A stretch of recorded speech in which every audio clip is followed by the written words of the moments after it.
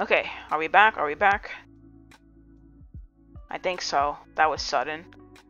At least my frames didn't drop. Last time, the frame rate was tanking.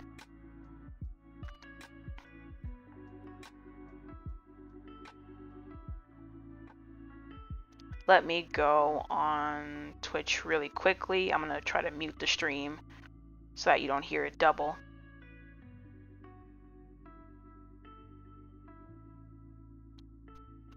If it keeps happening though, I'm gonna just maybe do a video instead of a stream. I don't want this to keep like crashing on me.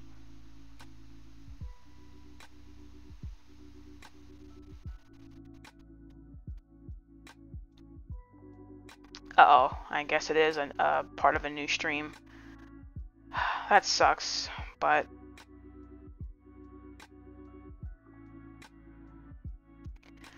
so Mimir, right? So boom. Like I said, he's kind of a co-parent slash counselor to Kratos. And like I said, Kratos trusts him enough to be able to ask for his opinion and his input on like how he's doing as a parent. He doesn't ask a lot, but he does ask like sometimes. He's an emotional support for both Kratos and Atreus. He sort of acts as like the middleman. He tries to diffuse the situation when he can, and he butts out. He just lets them do their thing. I think it would have been annoying if Mimir was constantly sort of interfering in their family relations. Because it's not his place. Like, yes, he is their family. He is part of their family now, but at the same time, it's like boundaries, you know?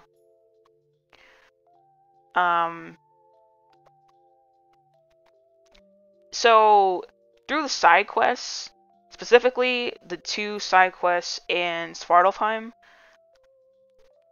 there's the one where you free the whale, and then the other one where you turn off the oil rigs. Through those side quests, you get a glimpse into his backstory about the kind of, like, the deeds that he did for Odin while he was his advisor. And you just hear, like, in Mimir's voice, like, the amount of guilt that he feels for, the pain that he caused people through his actions.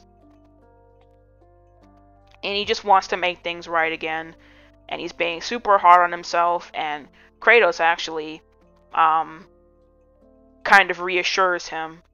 I mean, he's not happy about the whale, but at least with the oil rigs, he tries to reassure him that, like, you tried to solve it the best way that you could. You were given an impossible task.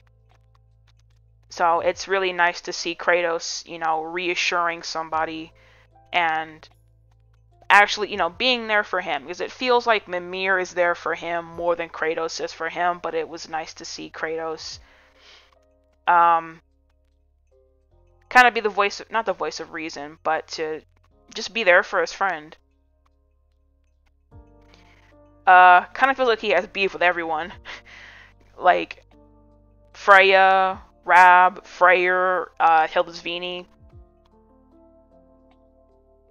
But of course, the only reason they don't mess with him is because he was Odin's advisor at one point, and his actions weren't without consequence. That's something that he heavily relates to Kratos about, is he's an old man that has made mistakes and has regrets, and Kratos understands that more than anyone.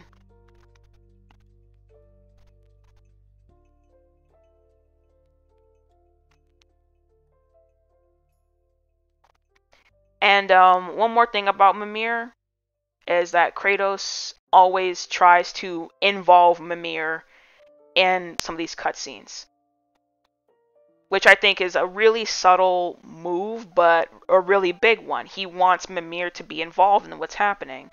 Like, you'll see him just raise Mimir's head up, like, several times throughout the game. Even in bad moments, like when him and Atreus are arguing in Sindri's house, and Atreus calls him an asshole.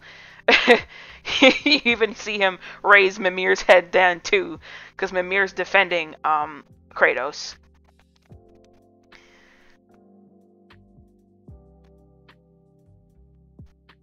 Oh, I have one more slide.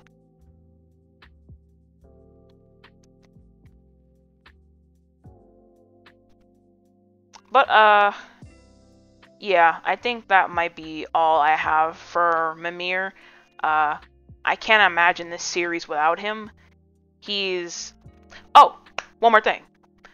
This isn't about Ragnarok. This is about 2018. Because like I said, I watched a playthrough recently.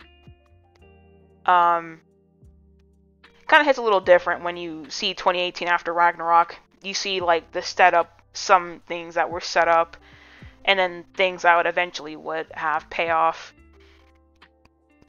But Mimir feels like part of the family, like kind of immediately. You ever notice that? Like, it just feels like he belongs there. Even like when they first set him free and he starts talking again, like it just feels natural. He feels part of the family like so quickly, and just so like effortlessly.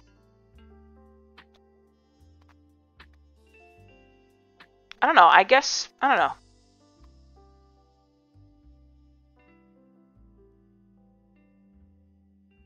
I just thought that was something of note, just how quickly he feels like family. Okay, I forgot who I have next. Not Freya, is it? I don't know if I should get to this now or maybe get to it later, but if there is something that this trio of Kratos, Freya, and Mimir have in common,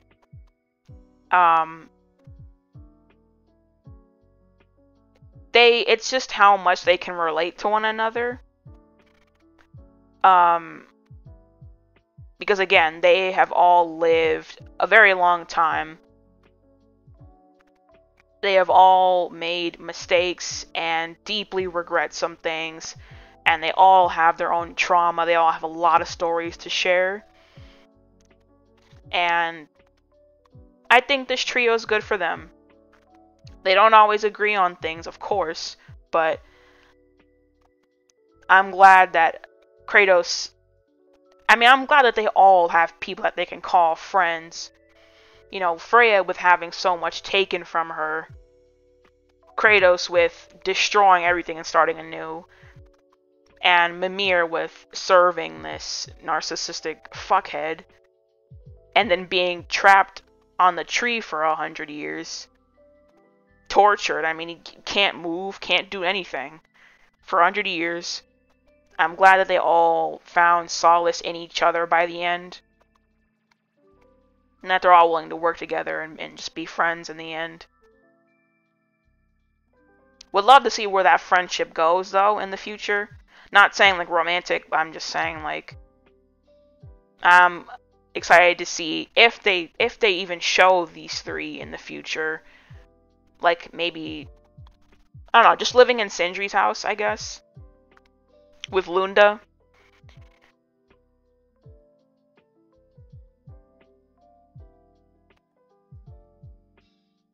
Okay, I don't remember who's next. I really don't. I think it's Atreus, though.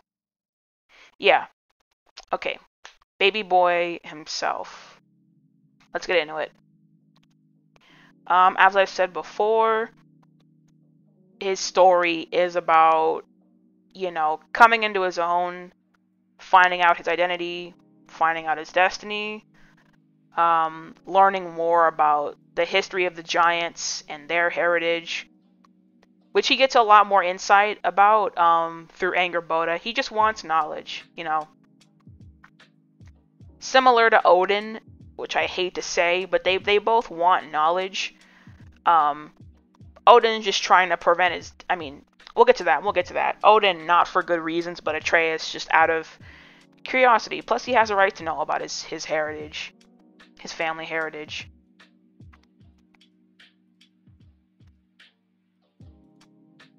And like I said, that leads to disagreements with Atreus wanting to do his own, not do his own thing, but him wanting to find out answers, and Kratos trying to keep him safe.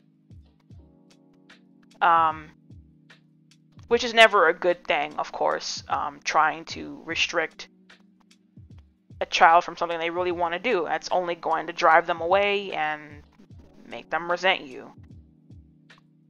Kratos learns his lesson, though. It was really good to see him, like, make friends his own age, too. Like,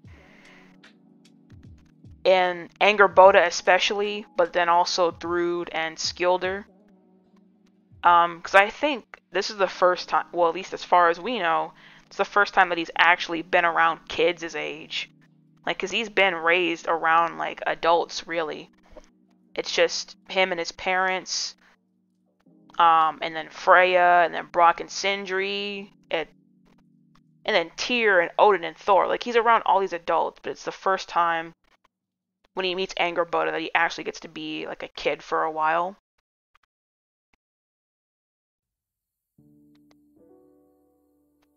So, that was really cool. He becomes really close with Sindri. I didn't mention this with Kratos. I think I'll go back to it later when I talk about Brock and Sindri more, but Kratos grew a little closer to Brock. I think admittedly he likes Brock more. Cause like, yeah, he swears up a storm, but at least Kratos appreciates his honesty. Atreus grew closer to Sindri. Sorry, tapped my mic on accident. It makes sense though, because of their personalities. They are both the more friendly, approachable people, whereas Kratos and Brock are more unapproachable and kind of off-putting by people. They're kind of rough around the edges, but they're not bad guys at all when you really know who they are. Sindri becomes kind of like a pseudo father figure, kind of like an uncle to him. He's helping him, or he helped him in the past, finding these shrines and like working with him, making sure he's safe in Kratos' stead. Kratos did not like, of course, which I totally understand. But it's cute to also see him bond with Sindri.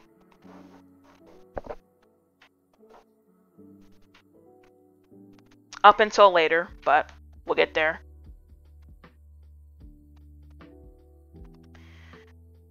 Now I should also address, apparently, a lot of people don't like Atreus based on what I've heard. Which, like I said before, there are scenes where he is absolutely out of pocket, and so I can't blame you. I can't put blame on people for it. The straw that broke the camel's back might have been the scene where like he hits Kratos and then turns into a bear and attacks Sindri and dips and goes to Asgard. That was bad. I'll admit that. Like, I'm not mad at Atreus, like, throughout most of this, but that was pretty bad. He was definitely out of pocket there. He later does apologize for it, but that was insane.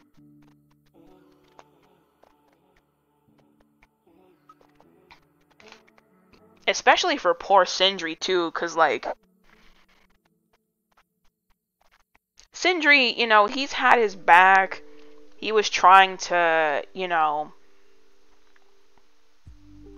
There we go. He had his back for that time, you know. He was trying to be supportive and, like, look out for him.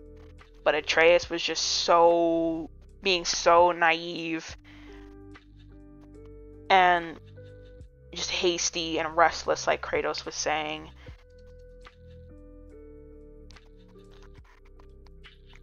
And was just, like, not thinking about, like, the consequences of his actions. He was just kind of, you know, going forward. Which is natural when you're young, right?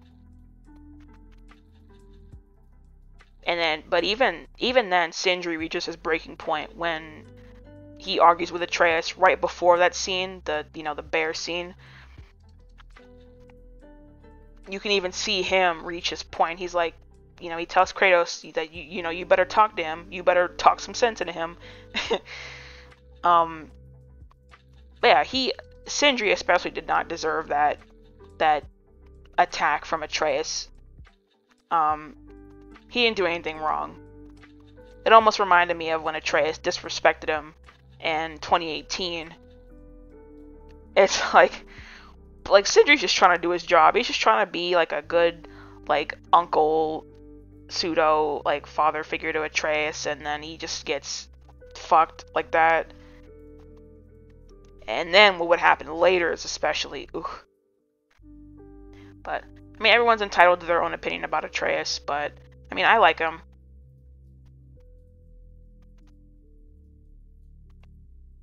He's not a bad kid. He is out of pocket a couple times during this game, but he's not a bad kid.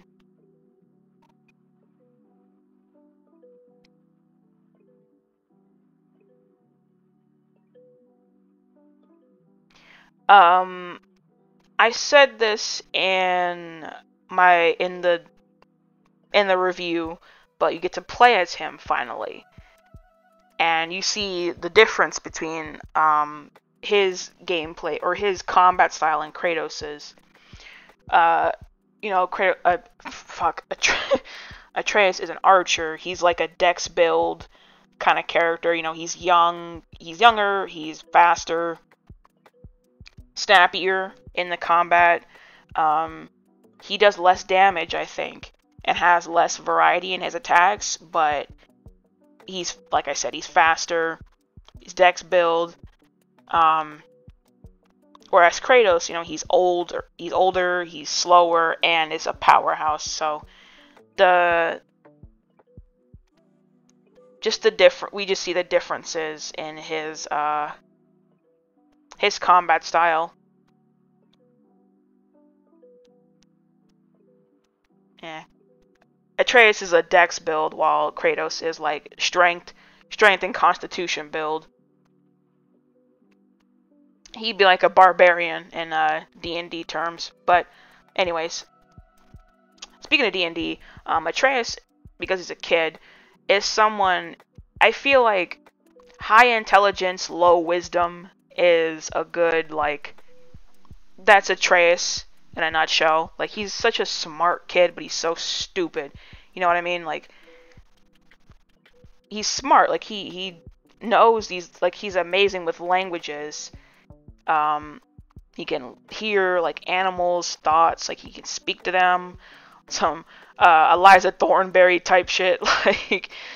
He's such a smart kid, but he doesn't have much life experience. So of course he rushes headfirst into things without thinking about the consequences.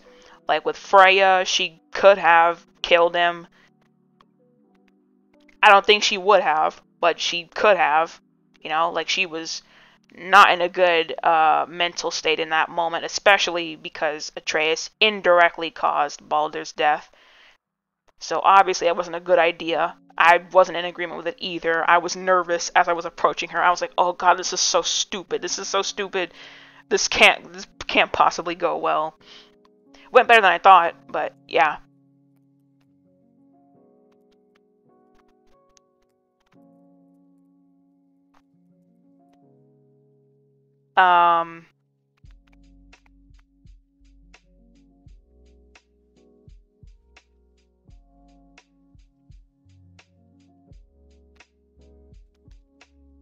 And I mean, also through Atreus, we see the Aesir family.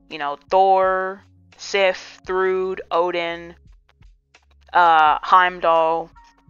Because Kratos would never be able to go there. He would never set foot there because of what he did to Magni and Modi, which was partially Odin's fault for sending them out there. But because of that, he never would have let him go there, or he never would have gotten to go there. If there would have been some, that would start Ragnarok, deadass. But through him, we see their family and all the struggles and the dysfunction that happens on their side too. There's a lot of family parallels in the game that I'll get to later. But like I said, he also makes friends. He makes friends with Thrud and Skilder. They got a little tense at the end where Ragnarok happened, but Sif came through in the end. We'll talk about that later too. Potential spin-off game with Atreus, which I hope happens. I'd like to see more of his story. Maybe, I don't know, another 3-4 years. Maybe he's like a young adult traveling the world. Maybe he goes to Egypt. I don't know. Who knows? Maybe you see him and Angerboda like dating or like in a relationship, because I know like in the mythos Angerboda is like the wife of Loki, so who knows? Maybe they could do that. And maybe show Kratos doing stuff in the background.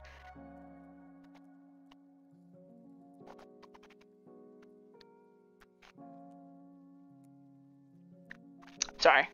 Mouse stuff. As for Atreus, though, I think that might be all I have to say. Like, I do like his character. I do. You're entitled to not like him. I understand some of your reasoning why. Not to say that that should excuse all of his actions, but at the same time, you know, he is still a kid. And he is, you know, going through it. I think he comes around by the end, though. I think he makes up for it by the end, but again, you're entitled to your opinion. Oh! The last thing, too. I think it's interesting that he has the last line of dialogue with Odin before Odin gets clapped. I feel like Freya had that right.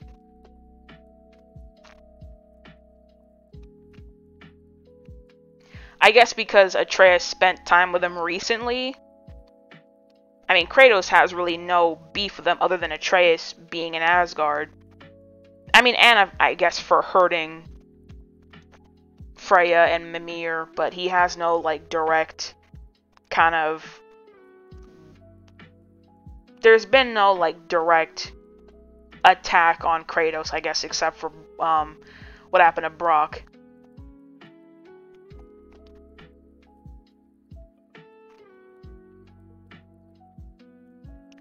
I may talk about that more the end of Odin when I get to his part.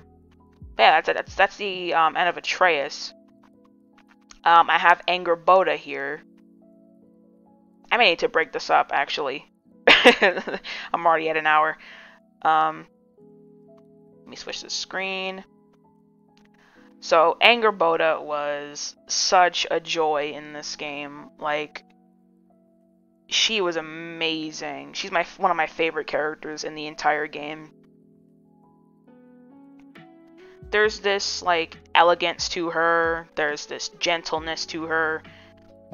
But she's also still a kid. And, you know, she's playful. And she teases him. And has sarcasm. She's amazing.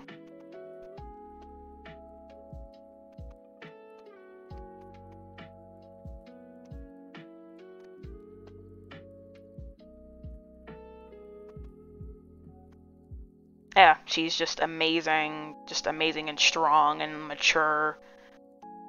Love her. I was worried that Odin was going to, like, find her or find Ironwood somehow, but he didn't.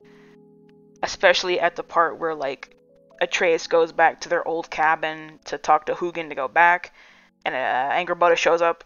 I was so worried that because of that Odin would find her, but thankfully, nothing happened, because I swear if Odin found her, I'd go in the game myself and fight him. Like, don't you dare lay a finger on Angerboda. She already goes through enough.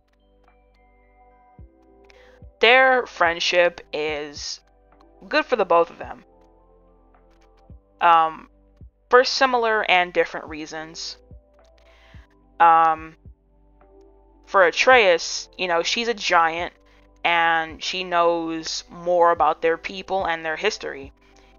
She has some of the answers that Atreus was seeking. And, you know, that's a lot of what he wanted to know. Like, that's kind of what he wanted to know in the game, right? Was about the giants and about his destiny. And she was able to provide some of those answers for him. They're the same age, of course, and it's the first time we've seen him with another kid. And they can relate to one another. You know, they have similar personalities. They both love animals. Like, they just, yeah. And, you know, they both have lost a parent before. So there's a lot, and their personalities are similar too. You know, they're both, you know, warm and kind people. So this friendship, you know, was just made sense. And they both actually, like, got to be kids for a bit. You know, they had their race together. They had all this cute little banter, just poking fun at each other. They got to be kids for a bit. Because, like, kids in this series are like mini adults. Like, they don't actually, like, you know, they have to hunt their own food, make their own clothes. They have to do very adult things, even as children. And so it allowed both of them to kind of, you know, let loose for a little while. Just for a little bit. And, I mean, her friendship with him was, again, it's good for them both. It goes both ways. It was good for both of them. Again, she had somebody her age to talk to for once. She got to be a kid again for a while. And someone to rely on. Somebody good to talk. Someone that was, you know,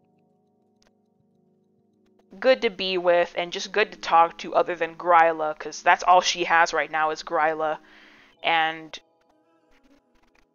I'll get to her, like, right now, and she's probably very lonely. And speaking of Gryla, I'll get to her now. And the scene where, you know, they broke her cauldron and she slowly walks away from her as Gryla is just shouting all these nasty, like, disgusting things at her. It's gross, and I feel really bad for her. Like, she absolutely does not deserve it.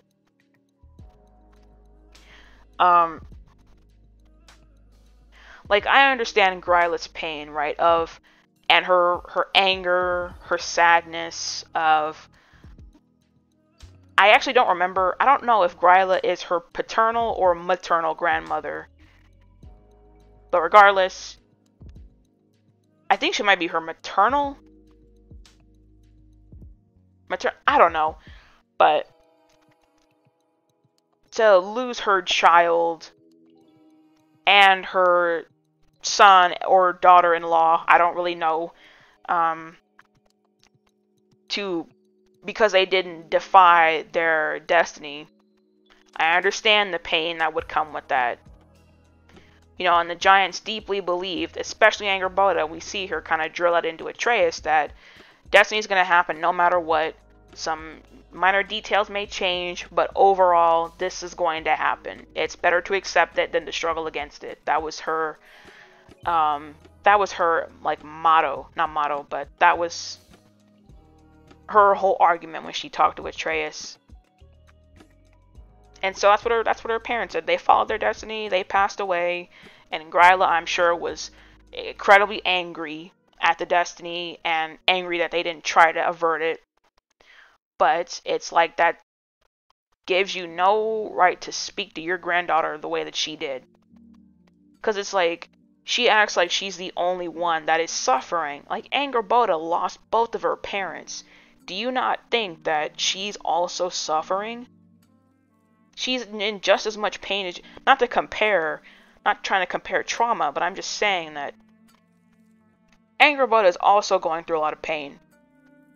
Just, I can't imagine being in that position where your parents pass away and your only other parental figure, your grandmother, just turns on you and just becomes this toxic, nasty person that you don't even recognize anymore, and is lashing out and screaming at you when she's not doing anything wrong. I think that Angerboda and Atreus were right to break her cauldron, because she was taking animal spirits.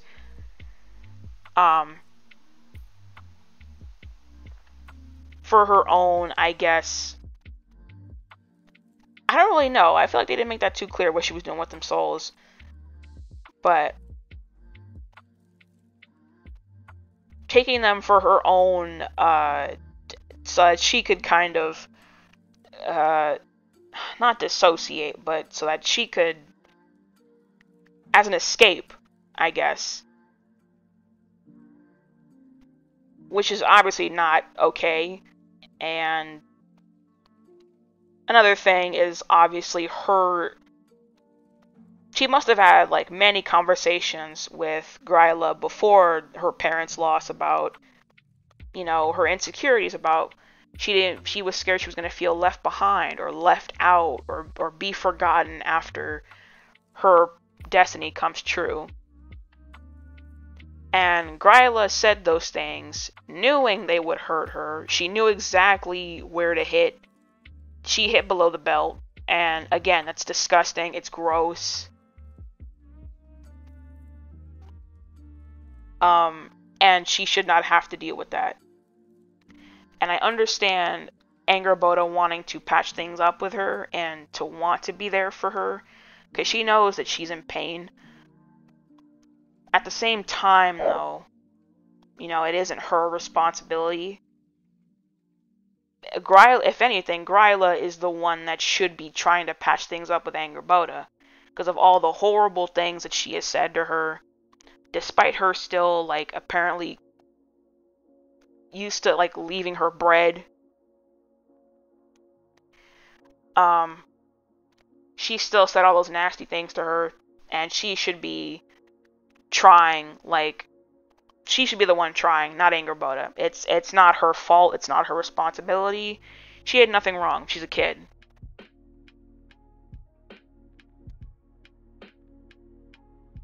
And, coming from a sort of complicated family myself, I understand, all the complicated feelings that, not all of them, but I understand the complicated feelings that she must be having.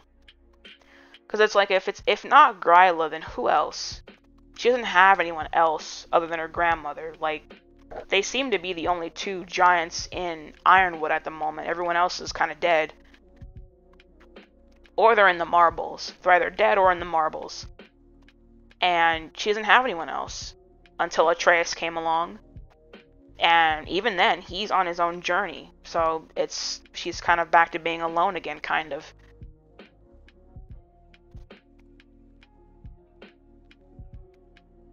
And I think that she's in a really tough spot. Like I said, I hope that Atreus comes back every now and again to check on her. I would have liked for her to go with him, to find the giants, but I understand she may not have wanted to. I guess she can always link up with Kratos again and try to find him, Freya, and Mimir. Hold on a second.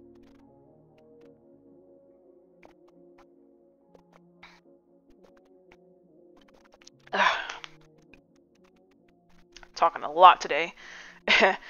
But I guess she could always link up with them. But she doesn't have as strong of a connection to them as she does Atreus, of course. Because they spent time together, they had fun for a bit. She comforted him, he comforted her. And yeah, I just want better for Angerboda, that's all. She's precious, she's sweet. I just want anything that's bad around her to just go away. She doesn't deserve it. Uh, she just deserves better.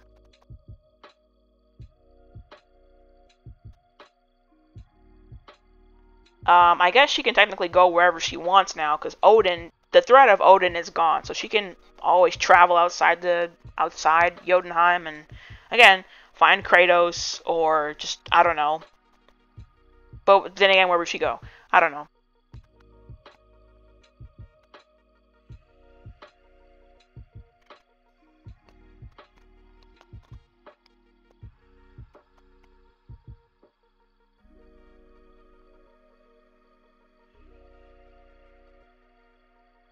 We here at Taro Pudding, we are the Angerboda Protection Squad. I don't want any harm to come to this child. Not on my watch. Not on my watch. Let me scoot this down.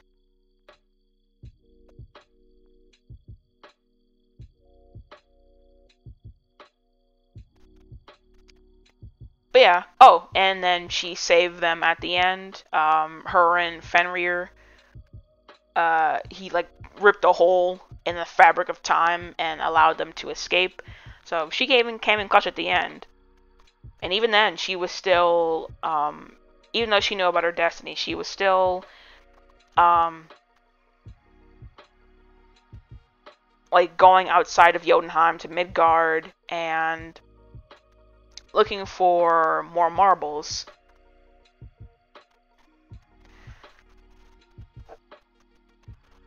So I think Atreus' words may have sparked a little bit of hope in her for her to like kind of find her own way.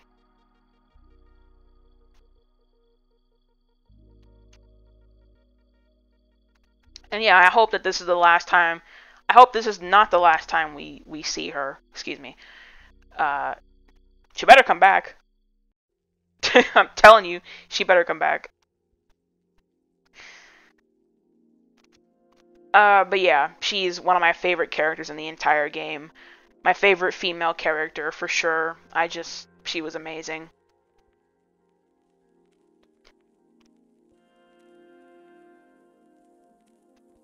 And again, I wish he would have, like, went with Atreus after he left Jotunheim, but I get it. You know, with Odin's ravens being everywhere, she probably didn't want to go out that much to be, you know, possibly seen and discovered and killed. Plus, I mean, they were about to go to war soon, and even they were having family issues, and that might have hit too close to home for her, so.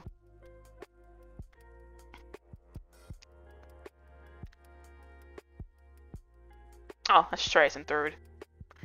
Talk about Thrud later.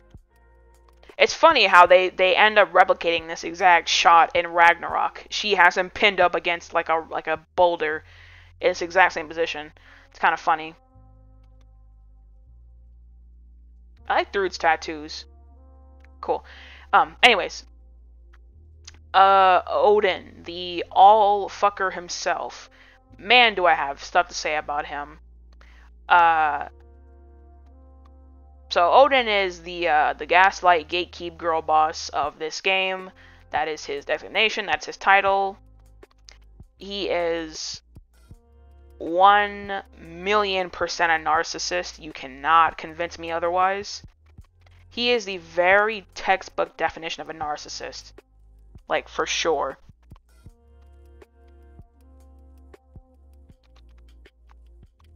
I wrote down like 10 of the like traits that narcissistic traits that he has.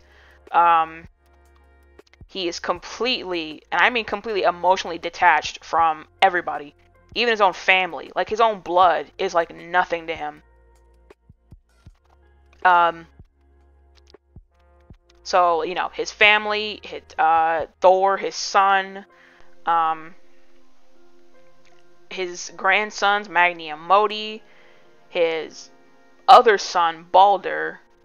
It's like everybody is a means to an end for him. They're all just tools to get what he wants. He don't give a fuck about them and their lives and what they're going through. He only cares as long as they are getting him from point A to point B. Completely lacks any sort of empathy for anyone. Lacks accountability. You know, he's always lashing out and blaming people for his failures, which is like narcissist, typical narcissist, right? Just blaming everybody else and like never looking inward. Plays the victim at the end. Even though dude, like, bro literally kills Thor and is like, no, Thor, they did this. They did this to us. This is their fault. Just, again, completely just the gaslighting. The gaslighting. Thor, of course, didn't buy it. She was going to run to Mjolnir and probably attack him, but he got to it first.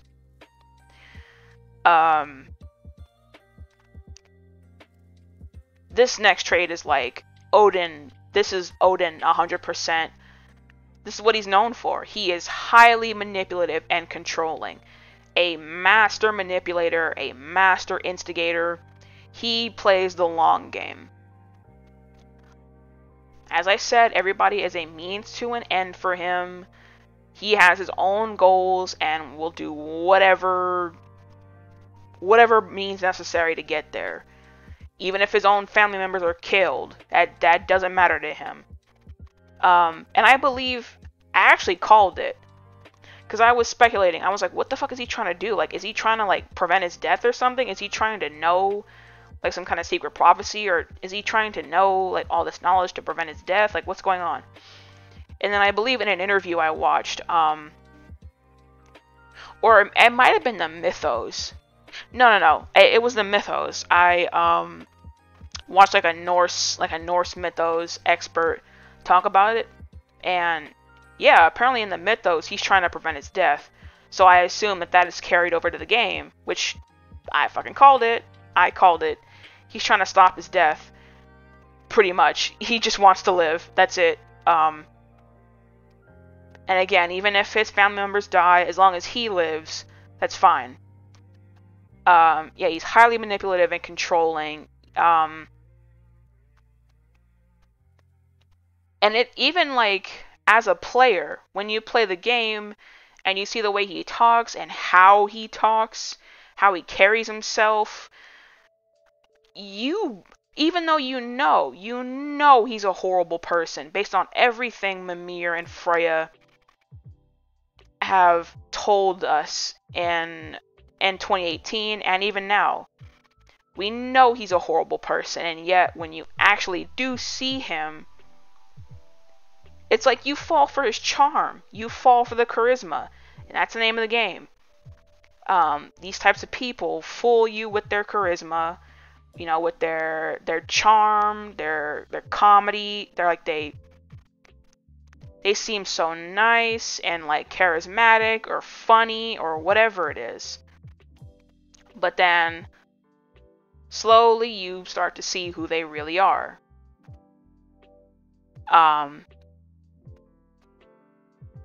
And again, despite knowing how bad of a person he is, you still kind of fall for his charm, despite all that information. And that, I think, is just great writing and just great writing and great acting to make you fall for it. And it's not like, it's like you're not stupid, by the way. Like, if you're like me, and even if you did fall for his manipulation, you're not stupid. He's just really good at what he does, unfortunately. He's just a master at manipulation. He knows how to get people to... He knows how to win people over. It's just what he does. So, it's not your fault for being manipulated. It's his fault for knowing how to do this so well. I mean, I don't know how old Odin is. It's probably thousands of years old. He's been doing this for thousands of years. Just finessing people.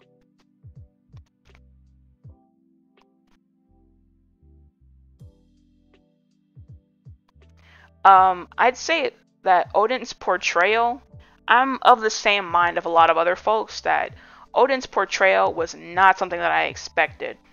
I expected some of like kind of a strong presence. I mean, he does have a strong presence, but like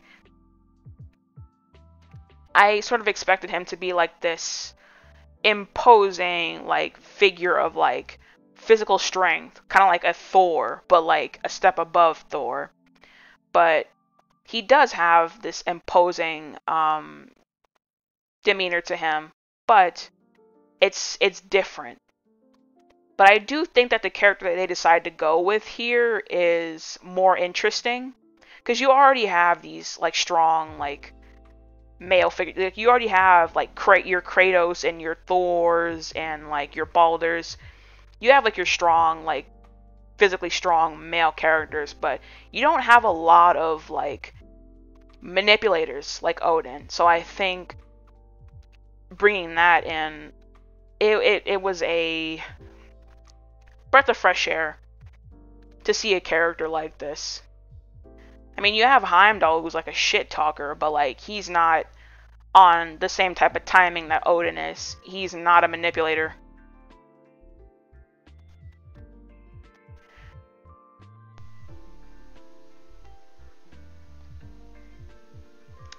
I didn't even move on to my next point. Gaslighting. This dude invented the word gas. Like, he invented it. Gaslighting it came from him. He started it. Loses control. Like, not loses control, but he can't stand when people disobey him. Or they don't listen to him, or they call him out. I mean, Bruddy killed Thor because he said no to him once. That was the only time that Thor ever said no to him, and he killed him immediately. Like, there was like no hesitation there. And then tries to convince himself that he had no choice. Ugh, man. Yeah, it's good that he's gone. It's good that he died. they need to get him out. And the last one I have here for these traits is like the love bombing and grooming that he does. He love bombed Freya when they first got. Ooh, my voice is gone. Hold on.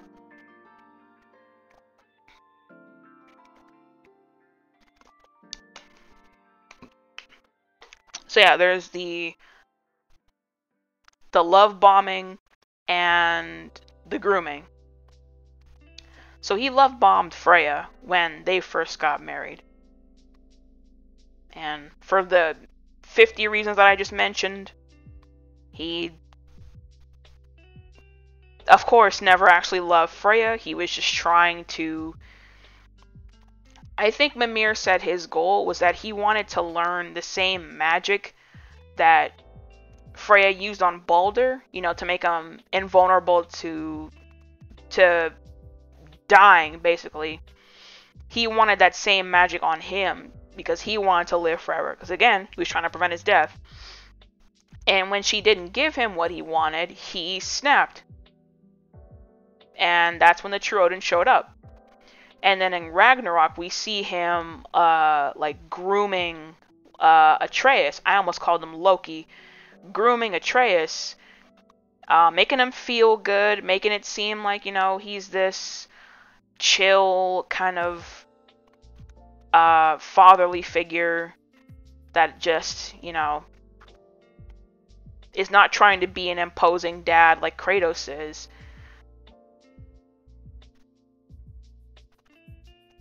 Because he's grooming him. He's trying to butter him up so that Atreus will trust him and finish the mask for him so that he can learn all the answers. Now, part of me wanted Atreus to look into that mask, but after Odin was gone, like, I didn't want him to look in the mask like while he was still there. I was still curious to see what was in there, like what kind of information was there, but it don't matter at this point because it's gone forever, I assume. he broke it in half, so I assume the shit's gone. Odin's life work down the drain.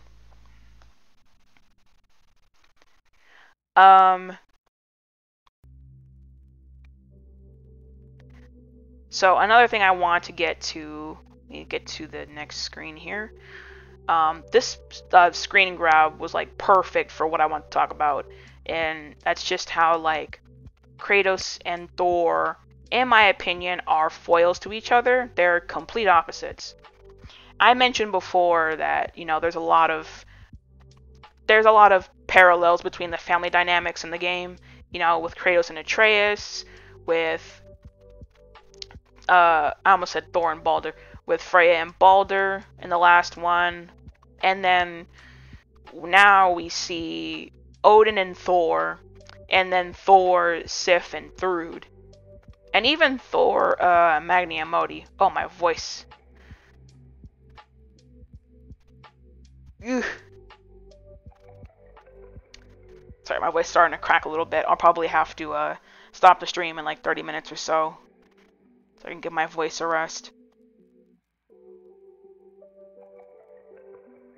I don't normally talk this much, but I just wanted to get into how I believe Kratos and Thor are like foils. Again, they're like polar opposites to each other. Even down to like how they speak and like their mannerisms. So Kratos, we know that he is someone that is, you know, he's brutally honest, right? He only speaks when necessary, and he only says what's necessary to him. And he likes when others do the same, and so that's why he doesn't like riddles. He doesn't like the Norns. He doesn't like anyone that like tries to fluff up words. He just likes things to be told as it is. That's why he likes Brock, because Brock says that's the ideal for him. Brock speaks how he prefers everyone to speak, and that's just to the point. Even if it's harsh, just be honest, say what you mean what you say. Very to the point kind of person, and he speaks kind of formally. Like, he doesn't use contractions in his speech. Yeah, like, you know how we say can't instead of cannot, or won't instead of will not. He doesn't use contractions, which is interesting. But I think the way he speaks is just like it's a type of speech that like I think they spoke that way in Greece in those days. Odin being the exact opposite. He is again a master manipulator, gaslighter, and liar. He lies and manipulates to get what he wants. Has no remorse about doing so, about deceiving people, and again, grooms and love bombs people. While Kratos moves with honesty and, you know, I guess integrity. Yeah, Kratos moves with integrity, whereas Odin moves with just deceit and lies. Ah! Hold on. Hold on. I'll get there. How'd that happen? Okay, there we go. There we go. Okay, stream is good.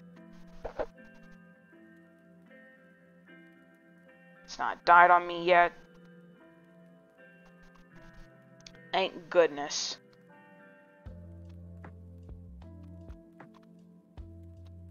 Okay. And also, Odin speaks, like, informally.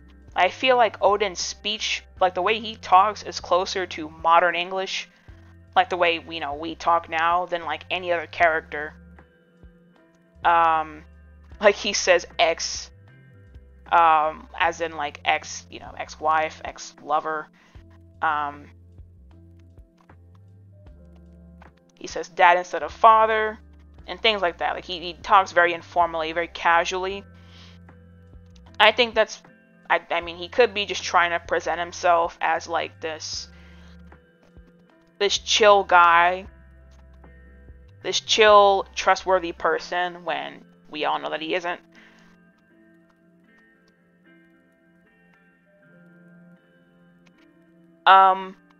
Kratos, of course, is, he's introspective and he's able to admit to his mistakes and try to be better. That's been his whole arc. It's just about trying to be better for the sake of, Atreus and not wanting to repeat those same mistakes. And meanwhile, Odin justifies his cruelty.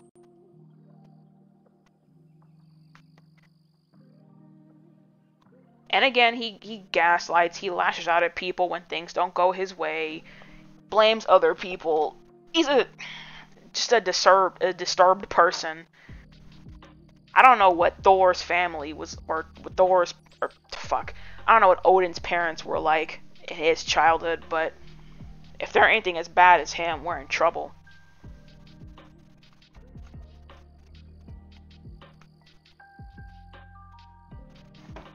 God.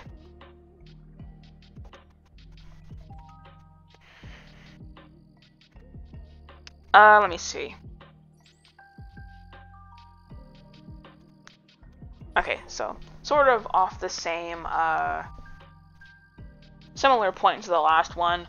Kratos has been working, hard to be a better person and a better father, whereas Odin, in his last conversation with Atreus, he outright denies to change.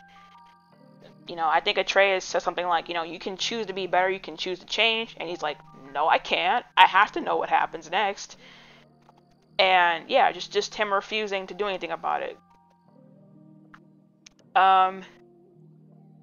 Kratos has effectively broken the cycle of generational trauma.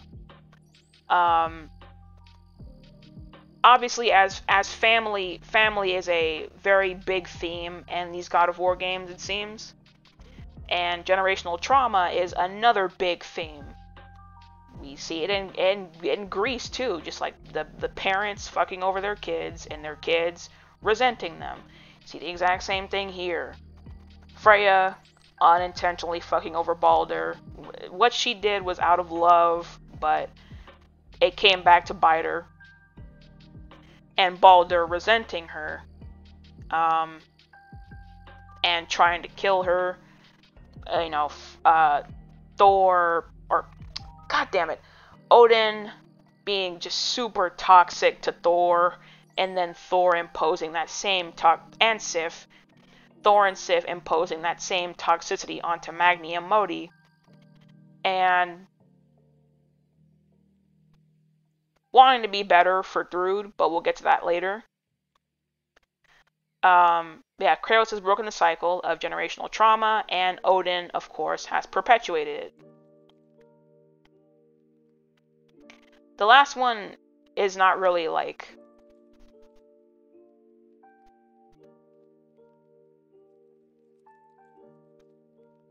it's not like a compare and contrast, it's just an observation I made. It's that, Kratos has sort of mended these bridges that Odin burned.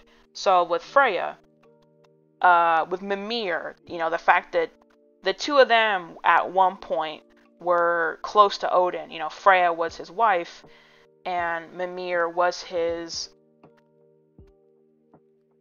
royal advisor at one point. They were both very close to him. And in typical Odin fashion, he burned those bridges. He discarded Freya when she didn't give him what he wanted, and he cast away Mimir and tortured him. I don't exactly know the reason why he did that, but he just did. But yeah, he destroyed those bridges with these people and cast them away, and Kratos unintentionally kind of formed relationships with both of them and became very close with them, and now they're like his best friends now. It's just funny how like that came full circle like that.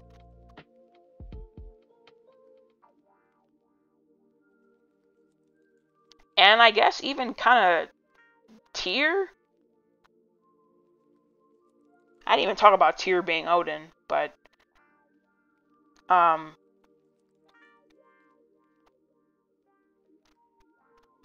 but like the real Tyr, like I said this in my review yesterday, but the real Tyr is actually alive.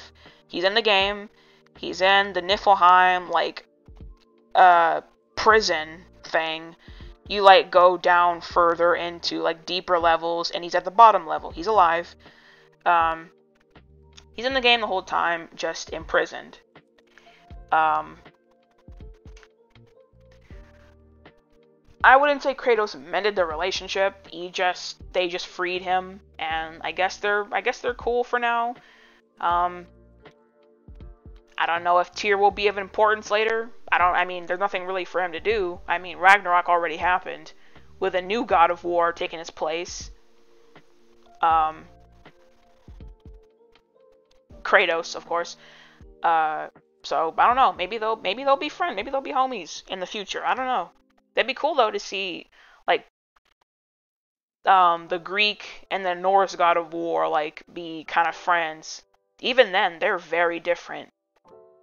Tyr's kind of like a hippie, which is it's kind of cool.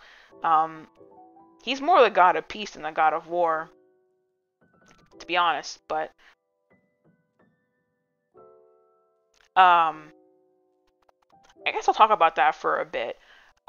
It's really uncomfortable watching the game again, knowing that Tyr was actually Odin the whole time. It's really uncomfortable because it makes you look at everything through the power of hindsight. Um, just uncomfortable knowing that this dude is literally under everybody's nose the whole time, finessing everybody. Even Mimir, like as smart as he is, like dude just he really played them.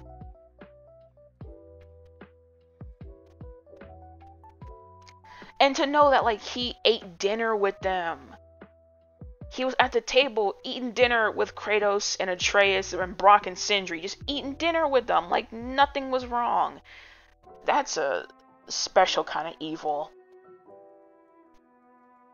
Ate dinner with them and then killed Brock.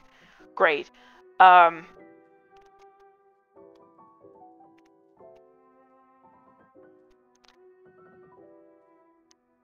is I brought this up a little bit ago, but he's absolutely a horrible father to Thor. Um,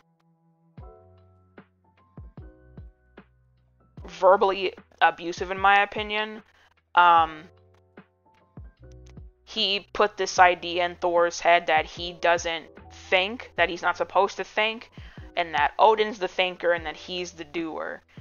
Um, which of course is not true, because I mean, we're humans. We all have minds of our own to think.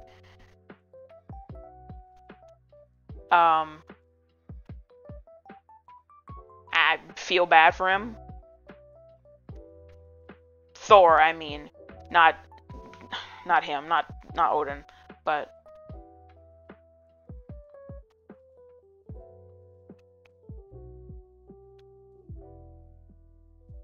and of course I remember the scene in the cabin where they pull up on Kratos.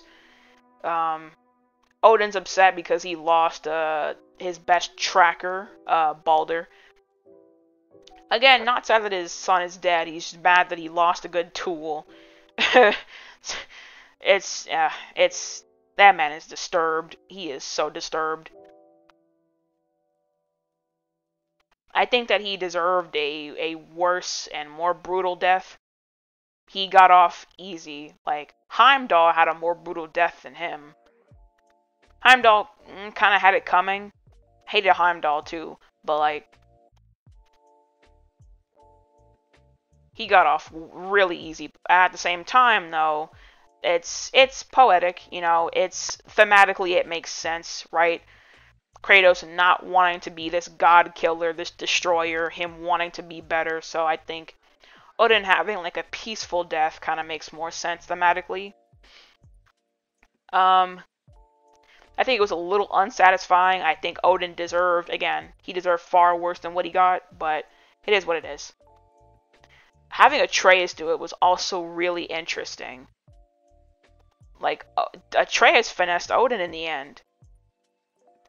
And also, Odin's, like, his death, like, he was in Atreus' arms.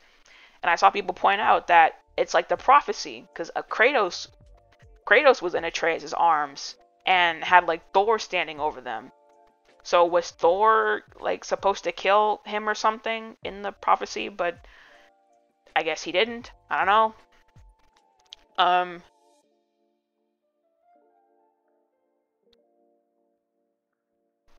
But yeah, yeah. Let me see. What else?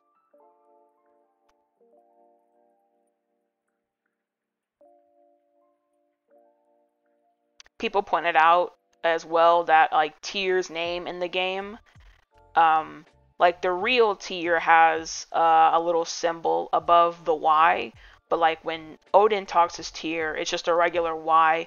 That is a super subtle hint. Very clever that, I mean, it's subtle enough that nobody would notice it, which is the point.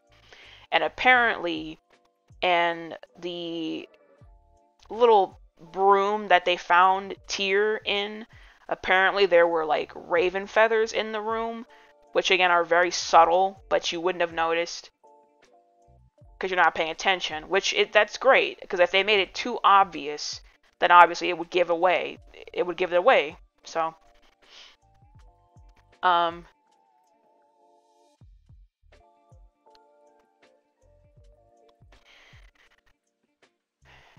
let me see, what else is there?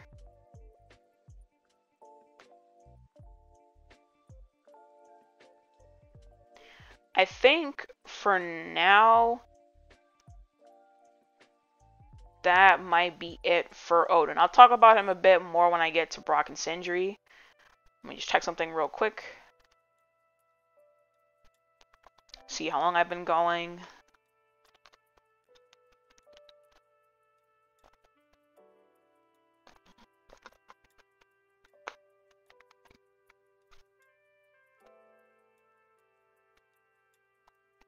Oh, wow. An hour.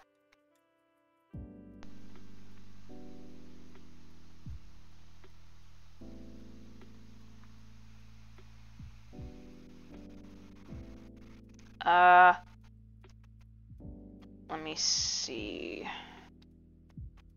I talked about Kratos and Mimir, Odin, Angerboda, Atreus. I think I'm about halfway through. So I think what I'm going to do is take a little bit of a break, get some more water and things, rest my voice for a few minutes, and then I will come back.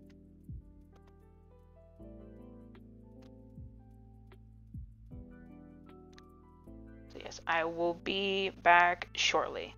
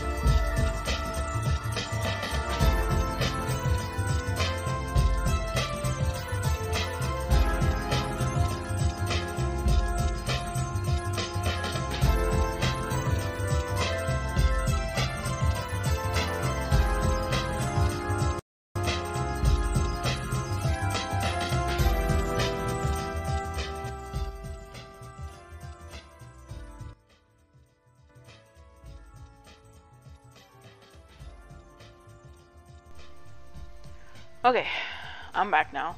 Let me change the music back to what it was, and I'll get started again.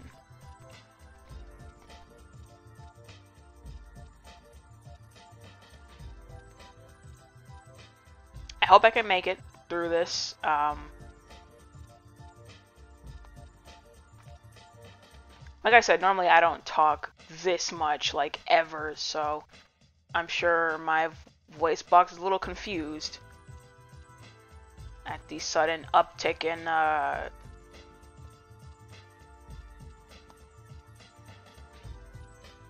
vocal usage. I don't know.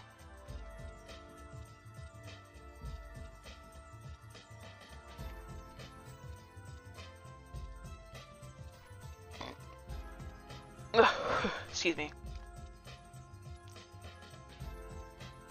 I hope you guys are enjoying what I'm saying, and I hope I'm making sense about the things that I'm saying. I really do like doing this. I just...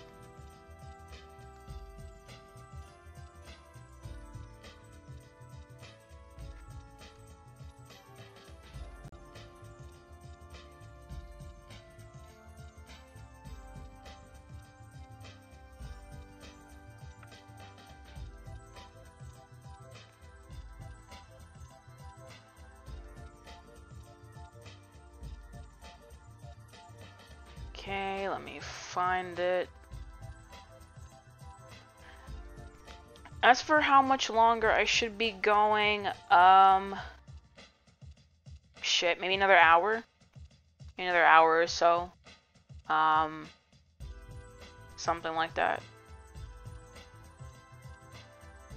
Okay, there we go. I found it.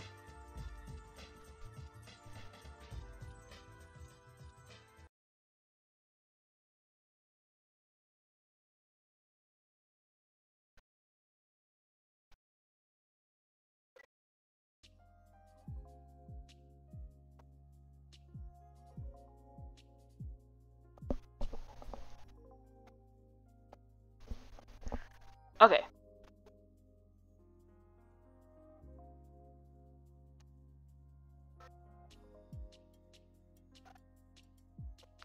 Okay, let's get back to it now.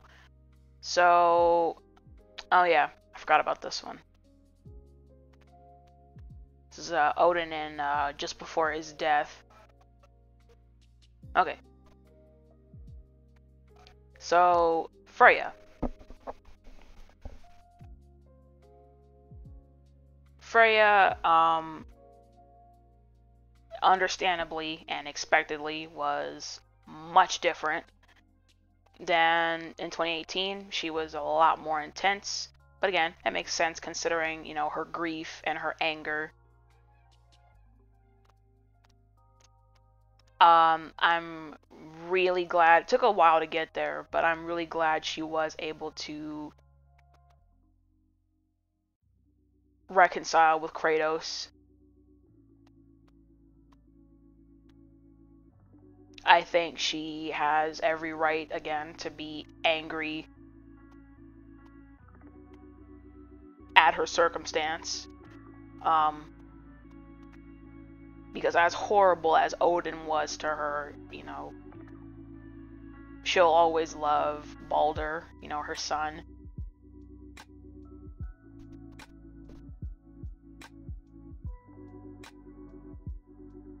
And again, like, she was willing, like, to be killed by him if it meant that he could be at peace.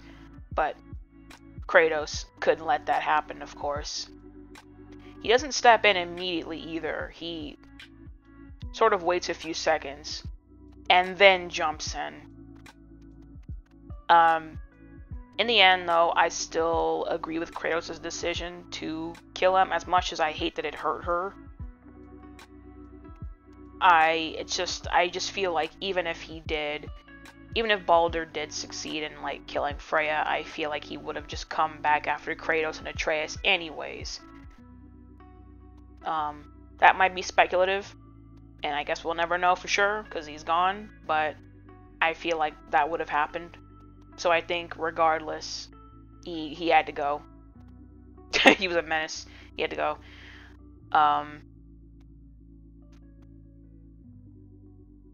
I'm glad that she understands that, you know, it wasn't out of, you know, spite or hate. It was just him trying to protect her because she couldn't at the time.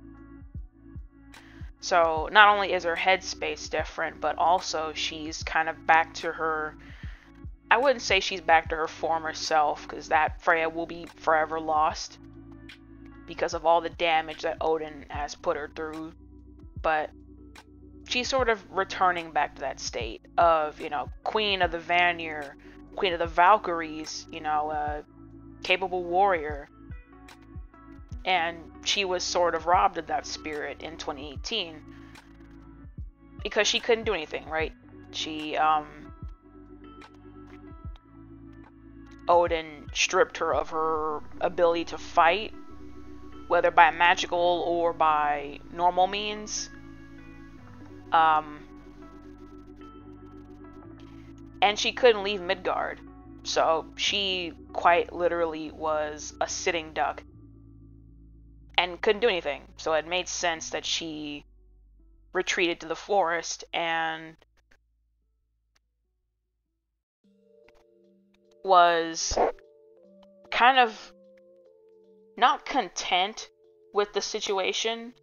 Like, she hated the situation that she was in, I'm sure, but I guess complacent. She kind of sort of made peace with her circumstances. And then having Kratos and Atreus coming along and her seeing them and their bond and everything that is what inspired her to take action as well. I think this scene, the screenshot that I'm showing here, I mean, it's great. It's, you know, she was saying, I don't think I could do either. I don't think she could.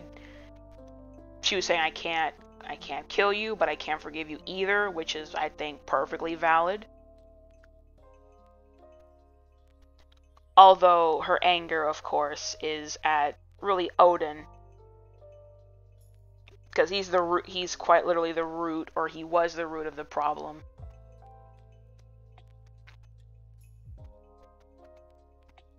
Oh yeah, and Mimir too. She was also able to forgive Mimir, because remember, he was his advisor at the time, and it was his idea for the two of them to get married to broker a peace. Which of course did not last, because Odin had ulterior motives from the jump.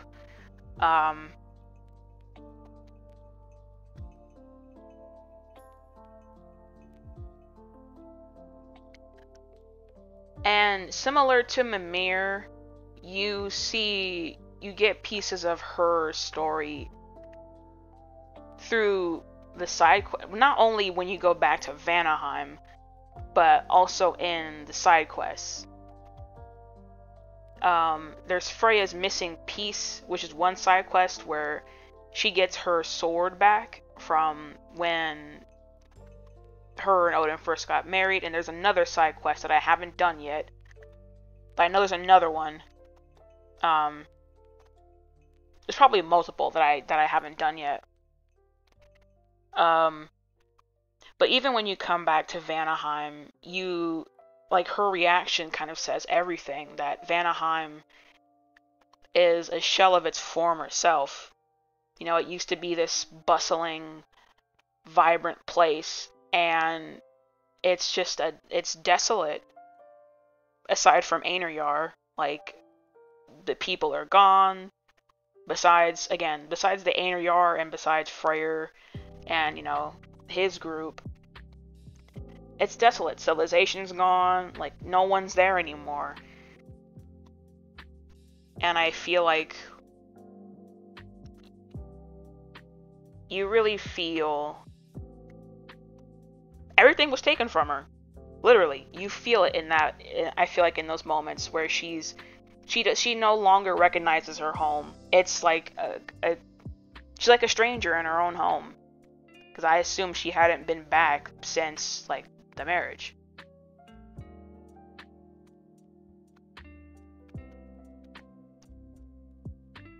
And I can't imagine the pain.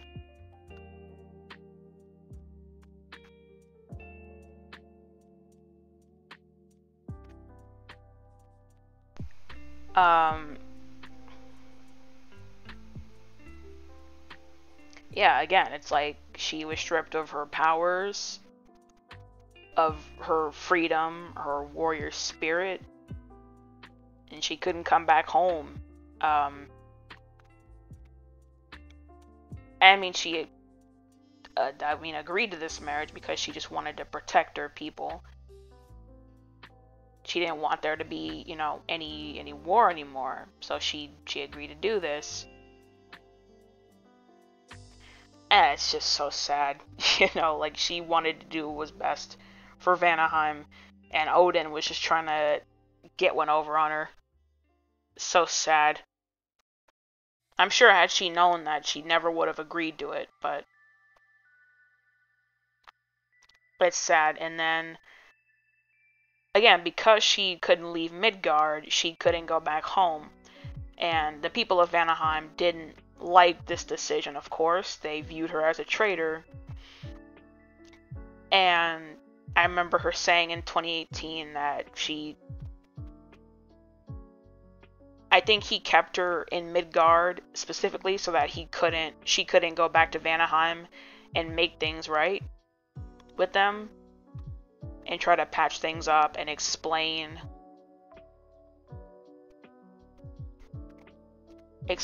her reasoning for doing so.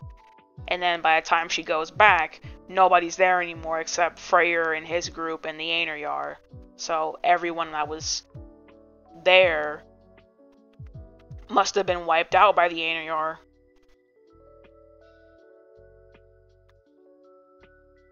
Yeah, that's really heavy. I can't imagine the amount of regret that she must have. Tried to do the right thing and then got screwed over.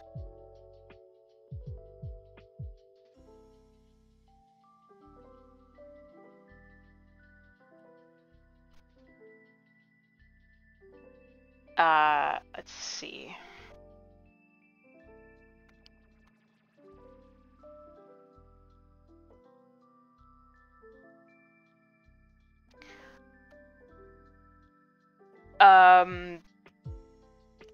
And even when she does, like, make up with Kratos and Mimir again, she,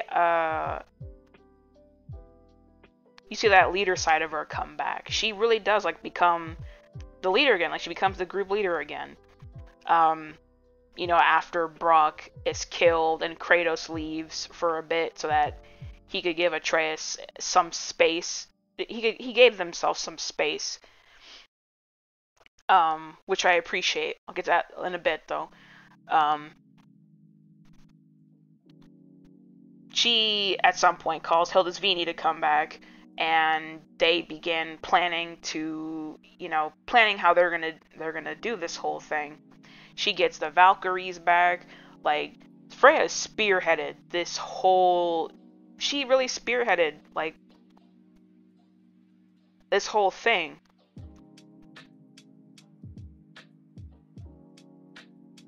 So it's kind of glad I'm glad to see her kind of return back to.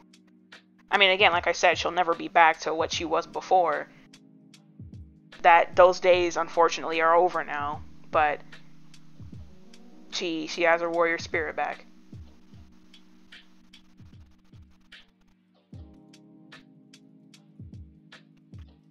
Her and Kratos being the power couple that they are. Not like a couple, but the two of them being at the forefront of their army makes complete sense. Kratos having experience being a general, and Freya, of course, being the leader of the Vanir, makes total, complete sense. They're a good team. So. Oh yeah, and Freyr. I did like Freyr. I was sad that, you know, he didn't make it out of Ragnarok. Apparently it's part of the mythos that Freyr gets killed in Ragnarok. He was cool, I guess. I do like their pairing, you know, Freya being the her being like a natural born leader, and, you know, having battle experience and experience in war, knowing how to, you know, spearhead her people, while Freyr being,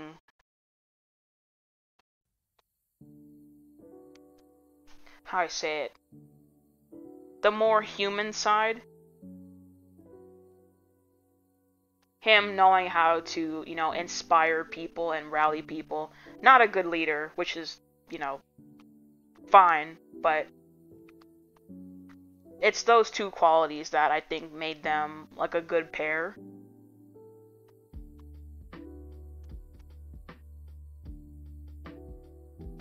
And there was obvious tension between them too. I mean, there was, you know, on top of the fact that Vanaheim, they did kind of turn their back on her, and they did, you know, call her a traitor. And then she also felt abandoned by Freyr. I think she felt as though he didn't try hard enough to, like, come in and, like, find her or try to help her. I don't know what the last thing he said to her was, but apparently their last words were not pleasant. So it was good to see them reconcile as well. Hold on one second.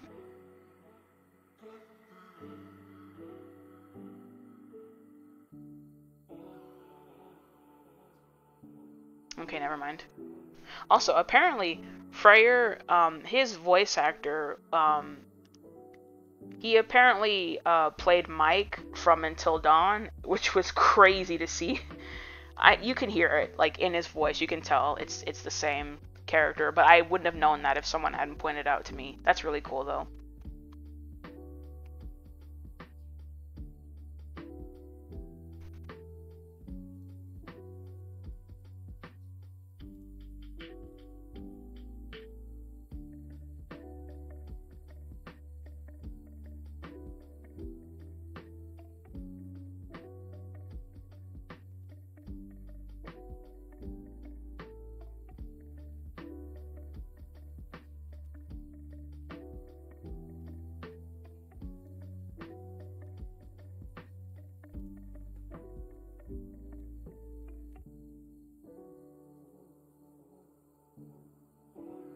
Okay, sorry about that. Let's see what else I have in the doc here.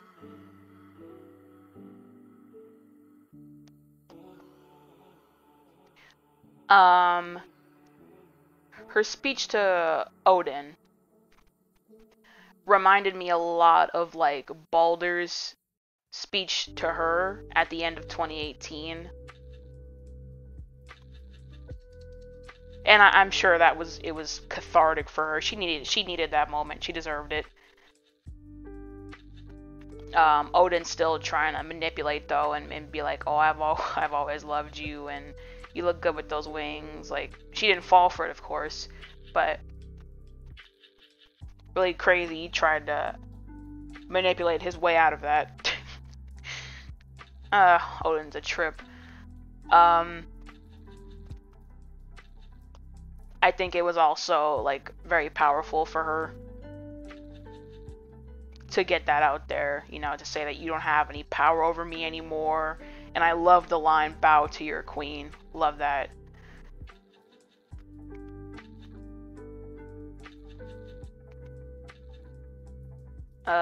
Let's see here.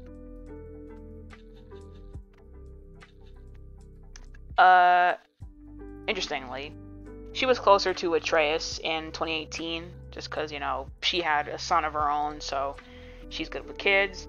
But she's obviously much closer to Kratos and Ragnarok, seeing as how they both deeply relate to each other, and they both, you know, had to reconcile their former friendship.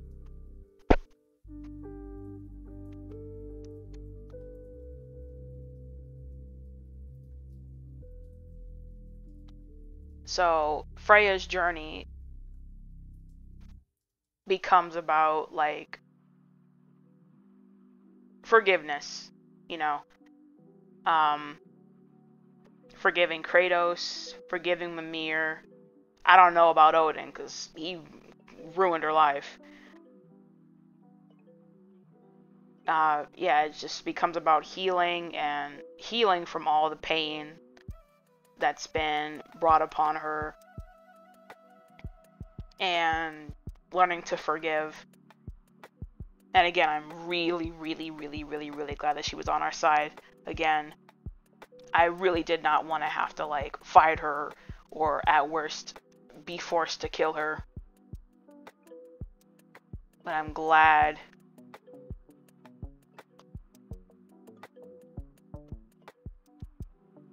that she's with us again.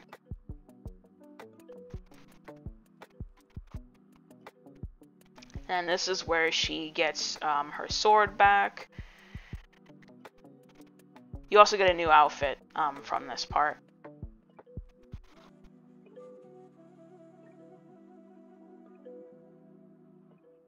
Okay, let's see, who do I have next here?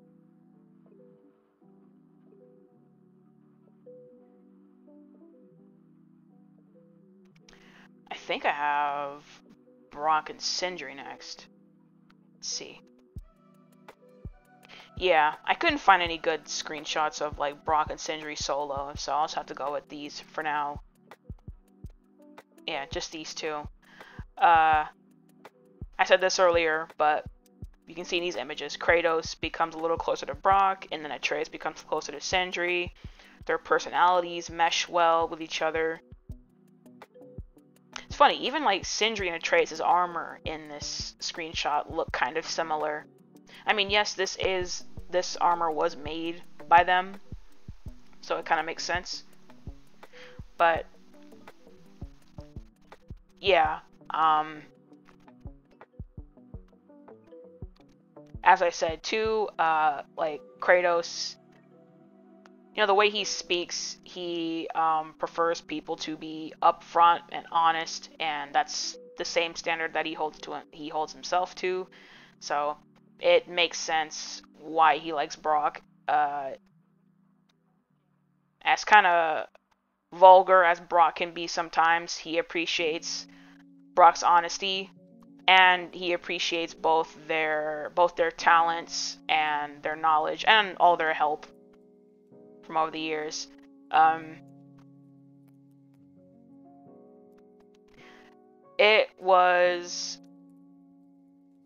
They had a much bigger role in this game compared to 2018. Like, again, I went back and watched a playthrough of 2018, and it's like they're part of the story, but like they're in this story like tenfold. Like, they are kind of like, they're very important to the story, you know. They let Kratos and Atreus live in their house. They give them a bunch of stuff to help them. Very convenient when you need them. And then they also have these really good moments with each of them. Again, Kratos with Brock in the forge, and yeah, Mimir's there in that scene too, but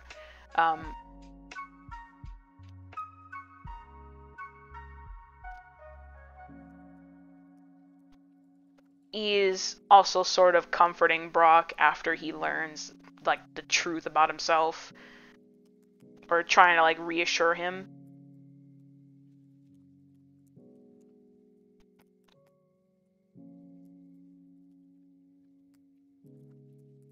So again, it's nice to see Kratos like be somebody else's support, actually like going out of his way to support and try to help someone else, like emotionally. because normally everyone is like always helping him, so it's really nice to see him like give that back. I really love this scene, by the way, the forge scene. It was so sweet, you know, of Kratos to be like, the spear needs the blessing of a great blacksmith, just showing all of his respect for Brock and his talent. He was such a good friend.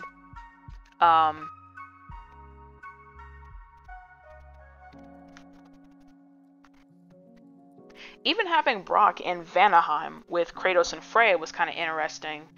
Brock trying to give her some advice, I guess, you know, because he understands more than anybody about, like, having fallouts with your siblings.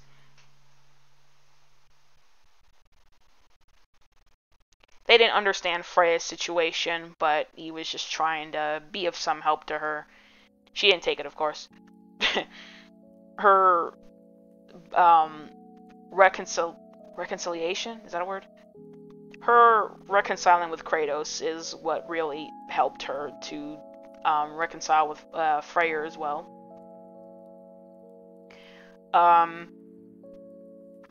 As we all know, and I mentioned it earlier, Tyr was Odin the whole time.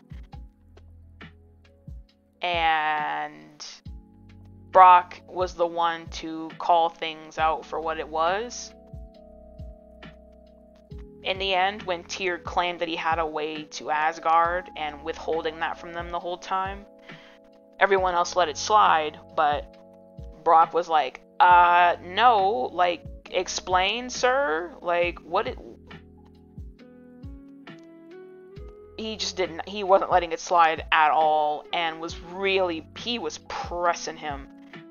He was pressing him and just calling out all the inconsistencies and all the flaws, and unfortunately that's what got him killed.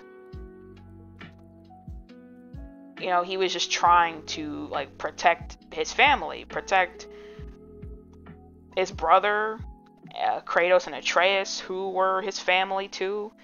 He was trying to protect his family, and got killed for it.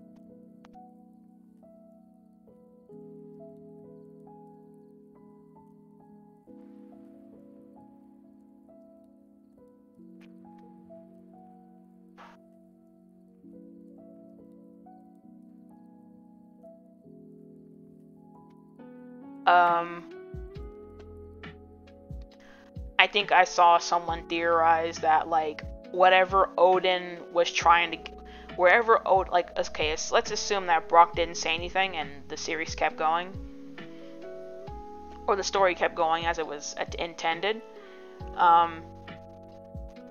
Some people theorize that, like, if they went with Odin to wherever he was trying to take them, that possibly could have led to Kratos' death, or the death of someone else.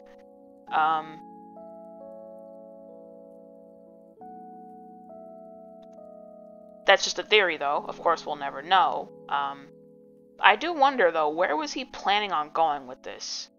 Like, assuming Brock didn't press him as hard as he did. Brock was a real one. I wonder what his plan was. Because we know Odin is, like, 5-headed as fuck. Like, he's playing 5D chess. We know he plays the long game, so what was his plan, even?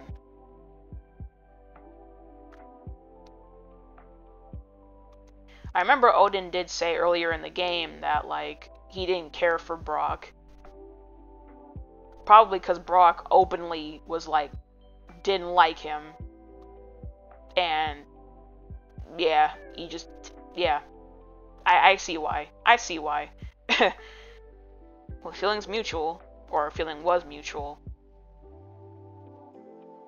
I never would have thought that Odin would be the one to do him in, though.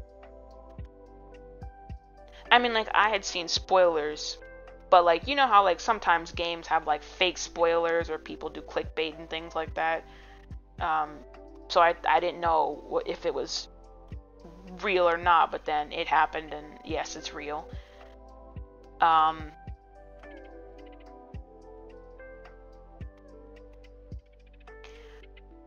And then Sindri, like, goodness, Sindri, like, Brock's death broke him. It broke him, you know, he was no longer the chipper, kind of quirky, germaphobe blacksmith that we all knew and loved. He didn't care anymore. I saw people point out the fact that he stopped wearing his gloves, and we know he was a germaphobe and freaked out about germs. So the fact that he would remove his gloves and the fact that his armor was stained with Brock's blood, that is such a subtle detail that I never would have noticed on my own. It really just showed how far that broke him. It really destroyed him. And again, I feel really bad for him. Because, yeah, he helped so much. He helped Atreus and Kratos for all these years. He's helped Atreus with these shrines. He helped them in the game. He got attacked earlier by Atreus as a bear. And then to have his brother be killed by the Allfather disguising himself as Tyr, he really did not deserve any of what happened to him. So it was a loss of both Brock and Sindri too, because who knows? No one knows where he is now. Like,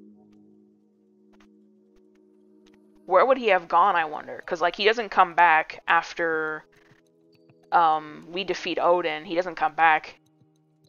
He blips out of existence again and leaves. Well, no, we do see him at Brock's funeral. But he leaves again, and again, his whereabouts are unknown. The loss of Brock and Sindri was so devastating. Again, Brock being, like, you know, we all love Brock and Sindri, and just having part of the family be gone like this was so devastating.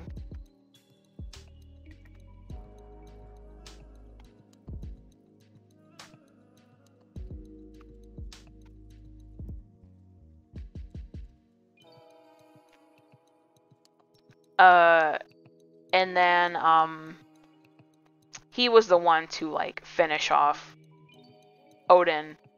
He destroyed the marble. It's like they were all kind of going back and forth, being like, okay, what do we do with it now? We have him in this little soul ball, well, what do we do? You know, Atreus passed it to Kratos. Kratos passed it to Freya and was like, okay, I took this choice from you once, I won't do it again. What do you want to do? And she said she didn't need his death to make her whole, which, you know, was great. That's a huge, you know, sign of, like, healing has been done here. And Sindri comes out of nowhere and is like, fuck all these theatrics. He killed my brother and crushed it and smoked him. So technically Sindri killed Odin. And then left, like I said.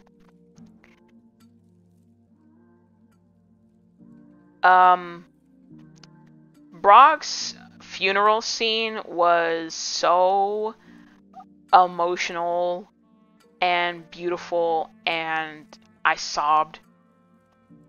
It was like the middle of the night, or close to it, and it just destroyed me.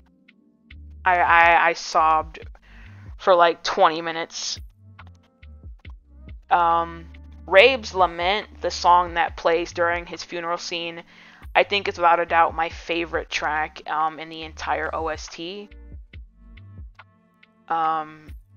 is so powerful and emotional.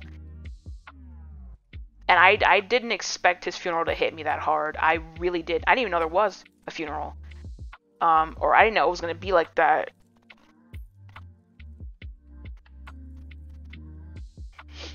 And speaking of like his death, I'm going back and forth through time. I should have gone in order, but like after he dies and Kratos and Atreus leave,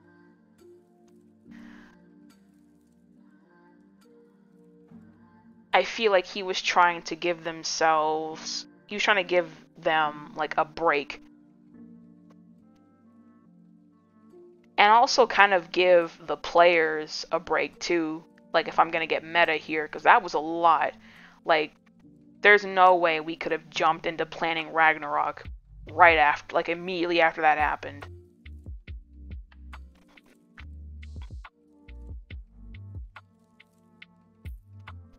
And then we go see Sindri and he hates us, which I understand. Don't blame him.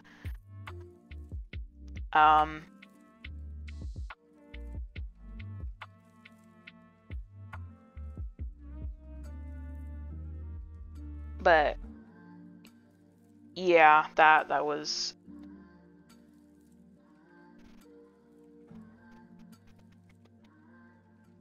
that was really something.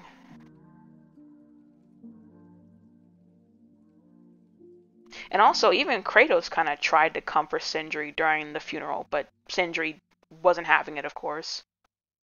What's interesting is that normally Sindri was terrified of Kratos. Like, he would always kind of shirk in fear and, like, hide behind Atreus when Kratos was, like, angry at him. Is that the right word?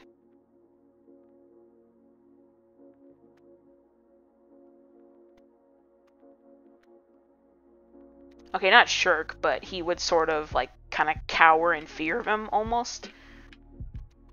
But then, like I said, he was not afraid of him anymore, like, at the funeral scene. He, like, rejected his compassion and just looked at him and then walked away, and then that was the end of that.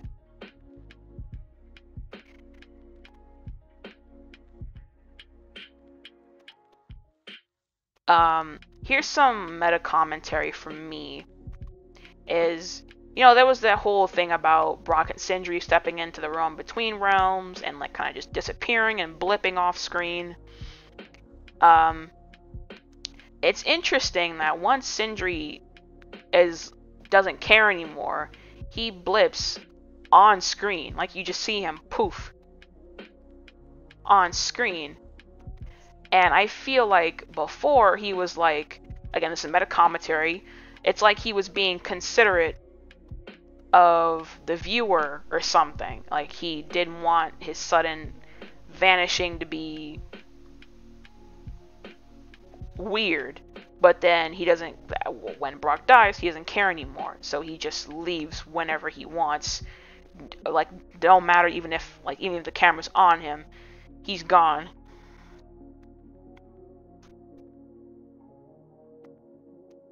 So that's a little meta commentary from me. I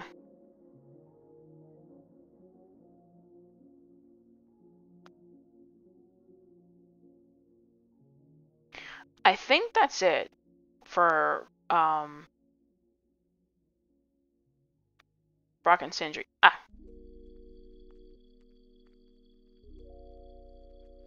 Sorry, I was checking something.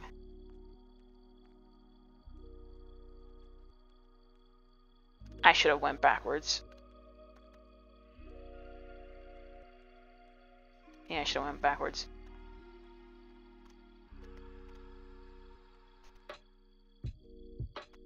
But yeah, I think that might be it for Brock and Sindri.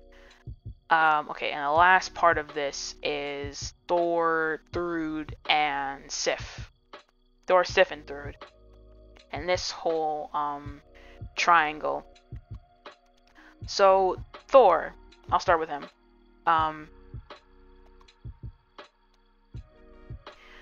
Admittedly, he's not a good person. And he especially wasn't a good... Well, okay. We get this little tidbit of info from Mimir during like a little like a boat conversation or a sled conversation. Um,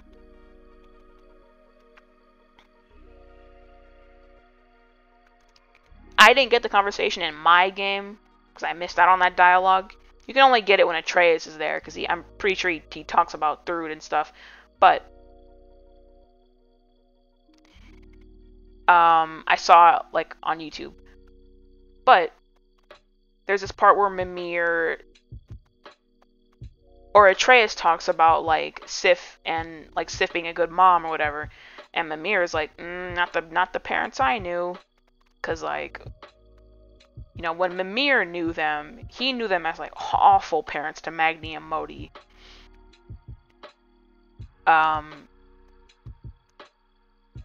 Just being awful and toxic to them. And so based on that, we know that they weren't good parents. I mean, that was evident just in their kids, but we know they weren't good parents, and losing their sons, I think, made them reevaluate and rethink their parenting. And they decided to try again with Thrud. You know, that was their chance at trying to be better for her.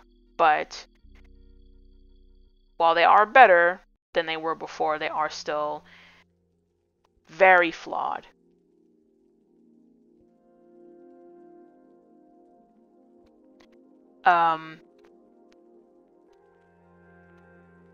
Thor has his issues with Mead, and I think that's because of Odin. I think all the stress from just being abused verbally by Odin, it drives him into this state, this depressed state, and it's like it's hard for him to cope. He can't cope.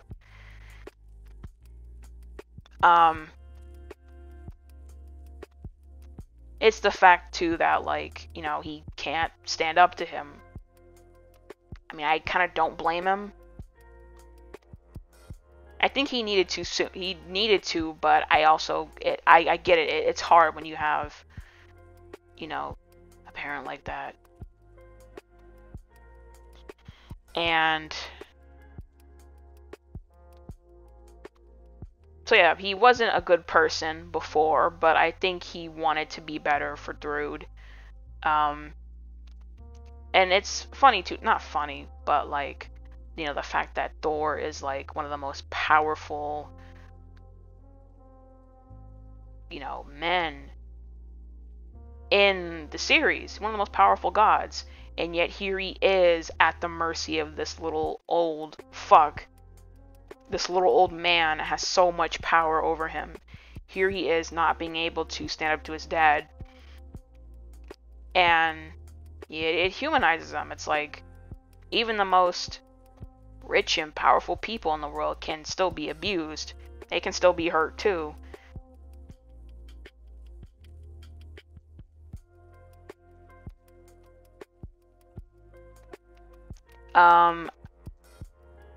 I talked earlier about the thing about him not thinking, and at the end, we see where he gets that from. We see that Odin put that in his head of like, you're not supposed to think. I think, and you just do what I tell you to do. Just super messed up, by the way, to tell someone.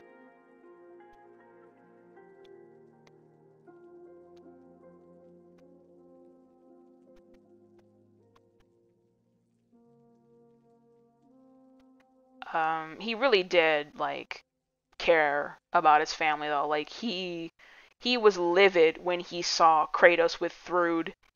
He immediately assumed that he was going to hurt her, or he did hurt her. He didn't, and he wouldn't, you know, considering the fact that Atreus and her are friends, and killing Thor would ruin that trust and that friendship. So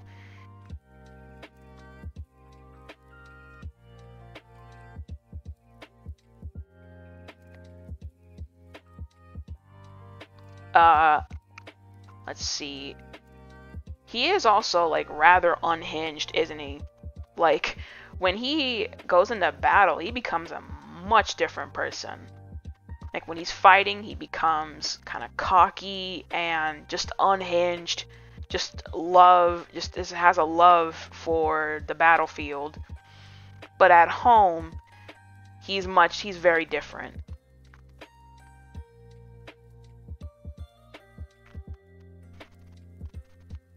I just thought that was interesting to note.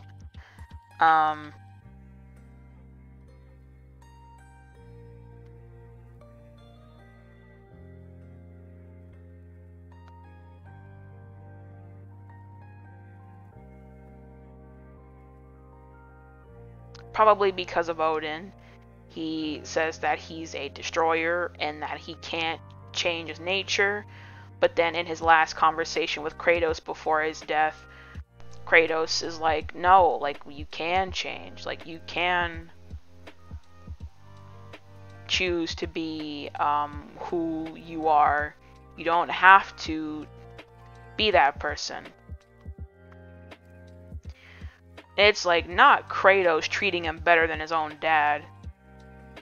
I was thinking about that recently. It's like Kratos, yeah, they fought. They just fought to the death for a little bit. And then Kratos stops. He's like, look, would you just fucking listen to me for a minute? Like, Kratos gets interrupted so much in this game. Like, they never let him finish what he's trying to say. But yeah, it's just Kratos trying to explain himself. And it's like, here Kratos is showing mercy to him, trying to explain to him. I mean, it's a good thing Thor got the hint. Like, Heimdall didn't. Heimdall was too proud and got clapped. But Thor heard him out and stopped the fight. And then, yeah, so you have, on one hand, Kratos is being merciful, explaining himself, and trying to be like, you can change, you know, growth mindset. And then Odin immediately comes in after and is like, what the fuck are you doing? Do what I say. Like, just the parallel in that dynamic, too. Even though him and Kratos aren't friends, I mean, they're ops. Technically, they're on the opposite sides.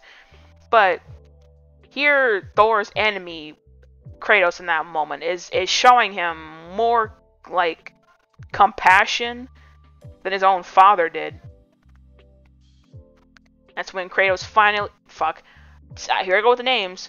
It's when Thor finally stands up to him. He says, no, like, I'm not killing Kratos. I'm not doing it.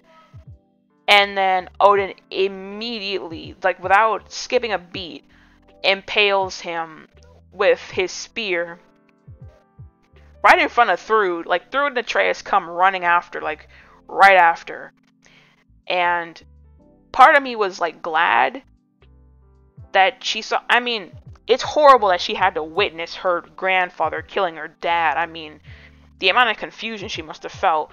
But, like, I was afraid that she was going to show up and think that Kratos did it when she... That's what I was afraid of. I was afraid that she was going to think that Kratos did it. And then Atreus would have been disappointed in us. But...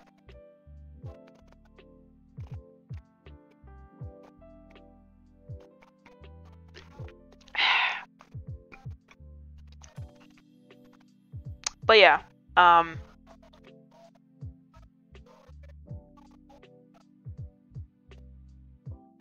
next one?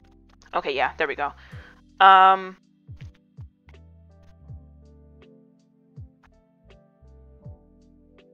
Oh, yeah, and then this point. Okay, let me go back to that slide, actually. Well, one thing really quick is this scene where she basically, like, has to parent him hits too close to home, and I felt for Thrud. I really did. But anyways, he blames Kratos for the death of his sons. Magni, I get. That one was on him. Even then, it was self-defense because they got in the way. Like, What they were doing had nothing to do with Magni and Modi, but because Odin has to know everything, he has to stick his fingers in everybody's business. He couldn't just stay out of it and let it slide. He had to send them, he basically threw them to the wolves. He sent them to their deaths, pretty much. And didn't care. But yeah. Magni, okay, I get, even though it was self-defense, I get it, okay. But he blamed them for Modi's death too. And Kratos even calls this out in their first battle. But is he just forgetting the fact that he beat Modi within an inch of his life and then sent them back? Like, you kind of killed your son, bucko. Like, yeah, Atreus finished him off, but like, even if we had left him, he may have died of his wounds. Or Kratos even. See, I'm fucking up the names. I'm doing it again. Kratos even says this in their fight. But Thor does not. He just dismisses that part. Again, it's like, Modi, I get it. I mean, Magni. I get that Magni's death. I get it. That was all Kratos. It was self-defense, but still. But Modi is partially his responsibility. Like, you did that to your son. Atreus finished him off. Kratos didn't touch him. But I just hated that part. It's like, really? Are you really ignoring your part in all this? And just blaming it all on them? Like, that is partially your fault.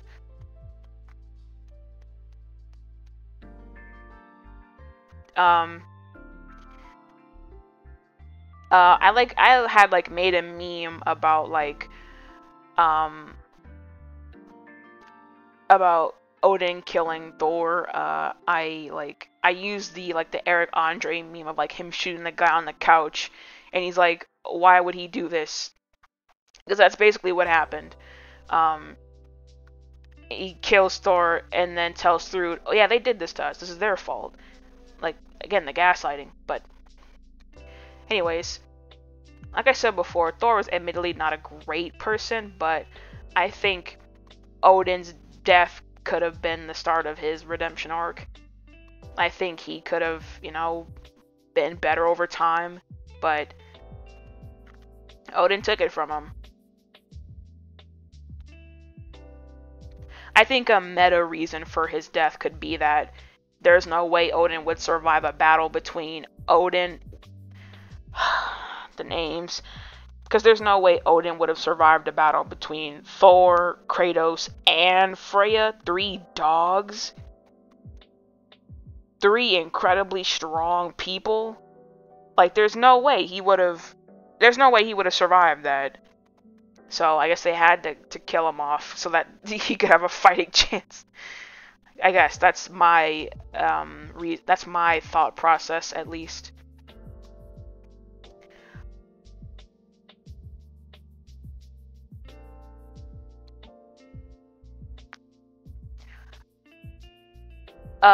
Okay, so Sif. There was a lot of confusion surrounding Sif's character and her motivation and what exactly she was trying to do. So I think she could have been handled a little bit better. I understand what they were going for, and I think I get it now, but I watched a lot of other reactions, and a lot of people were kind of confused at this scene, the one I'm showing on screen right now, of her kind of coming in defense of Atreus. They kind of framed it as if she was against him, which, I mean, sure, she's not gonna like him, I mean, because of what his dad did to her son. At the same time, like, she didn't fuck with Atreus, obviously. That makes sense. But she didn't fuck with Odin either. She tried to... Let me move this slide over. In this scene, she tried to... She was trying to... I mean, she had been trying the whole time to to convince Thor to stand up to him. But in this scene, she's like, look, Odin is not protecting us. He's not helping us. Like, the way that he just threw our boys to the wolves like that and doesn't even care. And the fact that he's bringing Atreus here is like he doesn't care about us. But Thor took it the wrong way and aimed it at Atreus. I think he may have misinterpreted her words. At the same time, though, it was sort of an anti-Atreus, anti-Kratos, thing. She doesn't like either of them. She doesn't fuck with Atreus or Kratos, but she doesn't fuck with Odin either. She acknowledges that Odin is the one that sent them out there to, to die. So, there's that. But again, there was a lot of confusion surrounding her motivation and what her goal was. So by the end of the game, by this scene, it's a little bit confusing. It's a little jarring to see her suddenly be in defense of Atreus. But, I mean, I get it. I get it.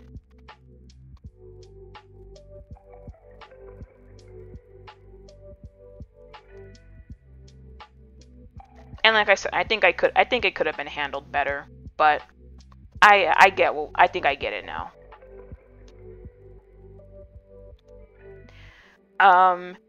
It also gets revealed in this scene that she didn't want Thrud to be a Valkyrie because she didn't want her to be used as canon. Hold on, let me look this up. Make sure I'm using it right.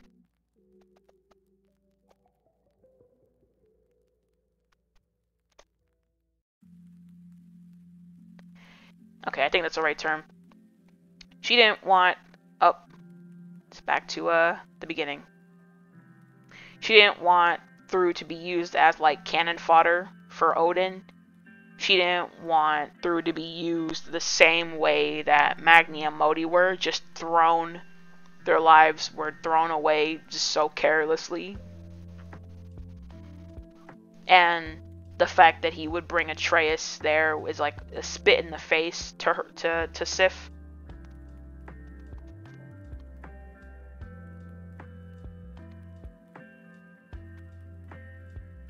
Especially, seeing as how hard they were trying for Thrud. They didn't want to repeat, their last mistakes with Magni and Modi. So...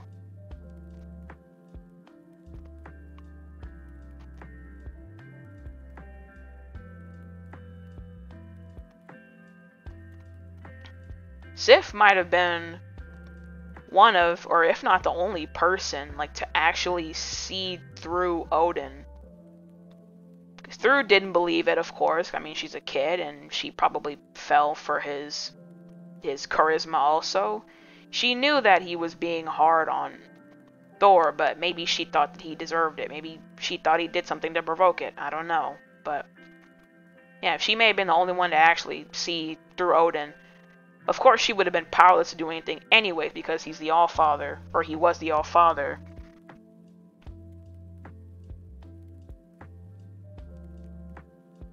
And it's like, how do you stand up to this?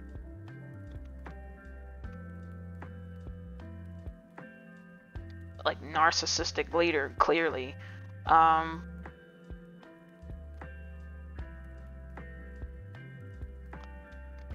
course, though, in this scene that I'm showing here, she came through in the end. She, fully acknowledged and explained to Thrud that, like, what Odin was doing was wrong.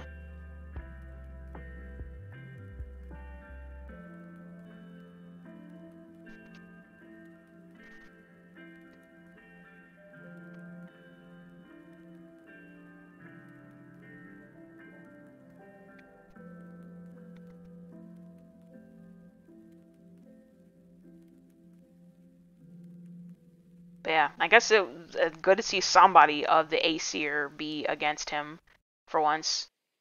I mean, everyone had no choice. I mean, he's the Allfather. What are they gonna do exactly? But as for Druid, I like Druid. She's cool. Her tattoos are cool. I think I mentioned that earlier. She's trained to be a Valkyrie, and apparently Druid in the mythos is an actual Valkyrie. So it's cool that they have like an origin story for her being a kid and training to be a Valkyrie. And that'd be even more cool. Like if assuming they do a time skip, it'd be cool to see Druid like in Valkyrie armor and like an actual Valkyrie and stuff. Like that'd be awesome.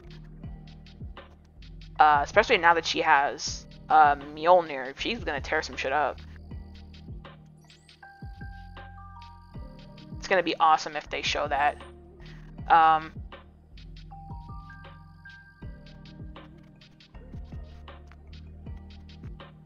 guess I don't have too much to say about Druid. I mean, again, she's cool, and I like her a lot. I'm glad we didn't have to fight her, because that no, would have been awful having to fight her. Or maybe they would have like had you fight her as Atreus, but like make it so that you lose or that you can't win, or like you come to a stalemate. I don't know, or Sif interrupts. I don't know, but.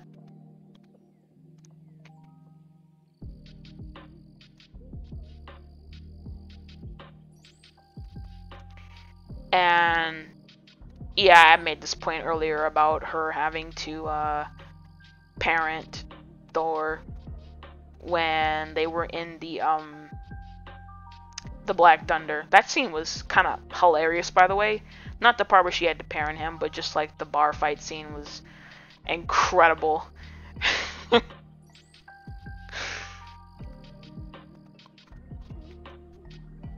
Just feel bad for like Atreus and Thrud getting dragged into this, like having to fight their way out.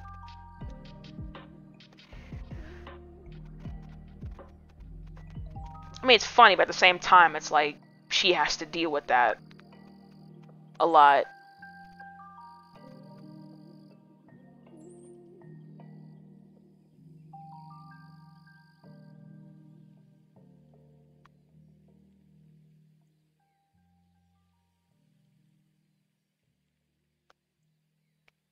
Okay, let me go back up here. I think that may have been everything, to be honest, with these characters. I thoroughly enjoyed talking about these characters and everything. It's a lot of fun, like just dissecting them and analyzing them. Hopefully we'll see a sequel. Hopefully we get a time skip and see older Atreus, older Angrboda, maybe older Thrud or Skilder. Maybe get to revisit Vanaheim and see how Sif and Hildisvini rebuild. That was another cool twist too, is not twist, but having the remaining Aesir go to Vanaheim to, start anew. How the peace has officially been kind of enacted. Like Odin's, it's funny, Odin's death was what brought about peace between Aesir and Vanir. Even though there wasn't that much Vanir, to be honest, a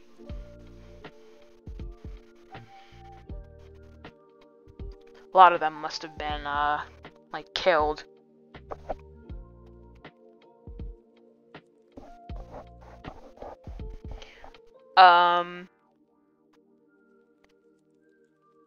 So, like I said in the beginning, I do have some questions that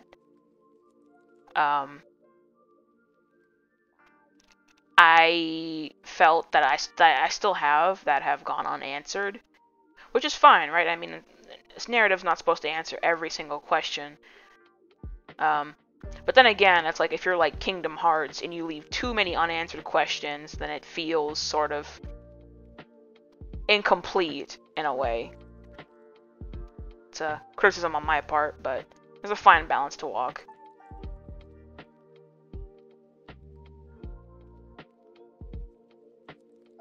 Okay, so the first question I have, which I think is like one of the biggest questions that this series has yet to answer, but who called Yorm in the last game? Who called the World Serpent in the horn, on the horn? I assumed that it was Baldur. Maybe he was trying to talk to the World Serpent and get him to tell him where they are, of Kratos and Atreus' whereabouts. That was my assumption, but of course I don't know that. We know that he came out and responded to whoever. I mean, we didn't hear him talk, but at the same time, having such a booming voice talking would have been too distracting of what was happening in the moment. But he did come out to see whoever that was, because the water levels dropped again.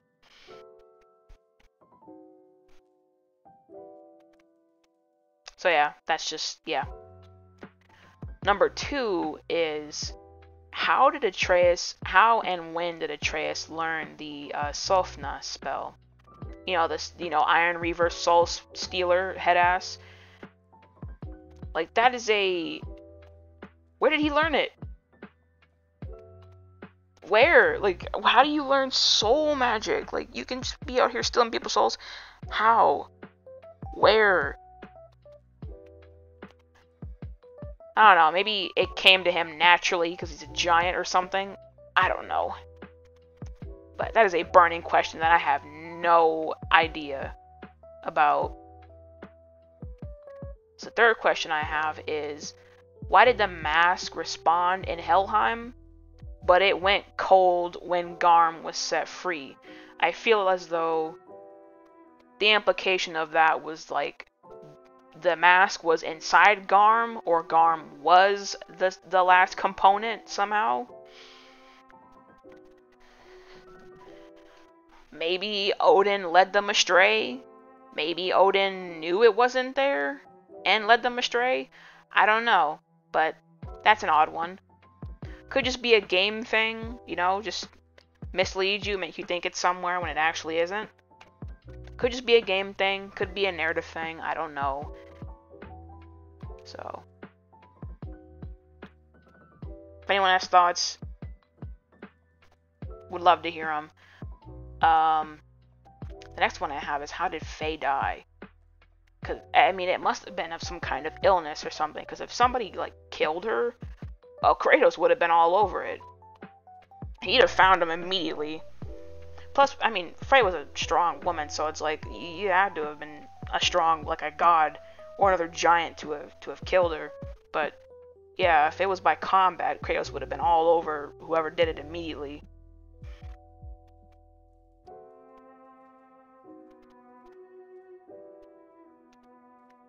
Maybe it was peaceful, I don't know.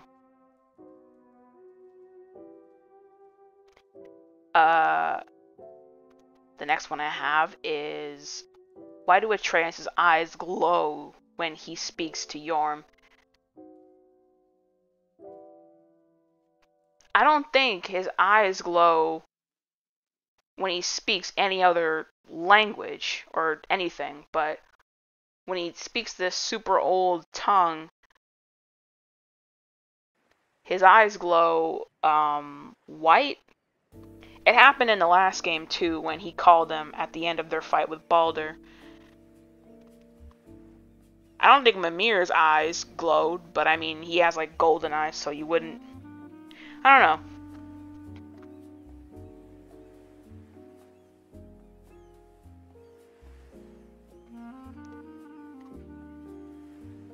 And another question, I think the last one I have was, like, how was Thor able to send Yorm, the World Serpent, back to the past? I think it just happened in the mythos, and that's just how it happened. Maybe. I thought at one point that maybe because he's part giant, maybe, you know, giants can see into the future and all that, maybe that was his giant ability, was time travel. I wonder what kind of giant abilities Thor might have had. You know, because he is half giant too, like Loki. They're or by Atreus, like Atreus, they're both half giant, half god. So I wonder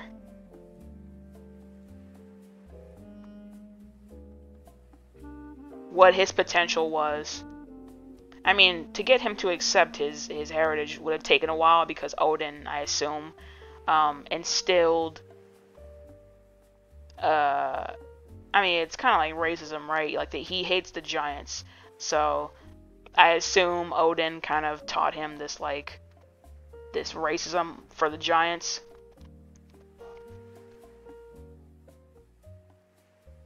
So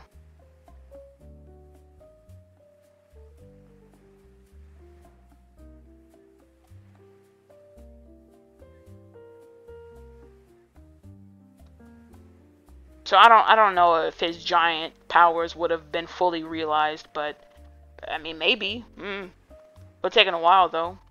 Would have to unlearn the racism, but yeah. I think that may just be a mythos reason, but again, I have no idea. And where did he end up?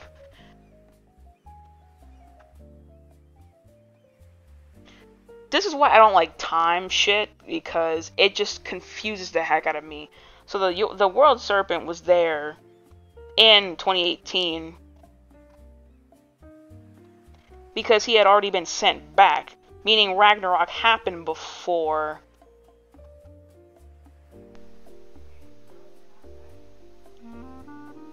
Because at that point, it was unclear if it had already happened or if it was going to happen. I mean, he said Atreus looked familiar, meaning that time has repeated itself. Maybe the last time Ragnarok happened, the worlds really were destroyed and were reborn again, and then led to this moment where history's repeating itself quite literally.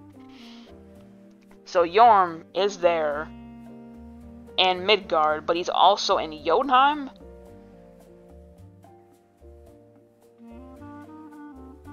So where does he go when he goes back into the past then? Is he just gone from existence? Or is he, like, in Jotunheim?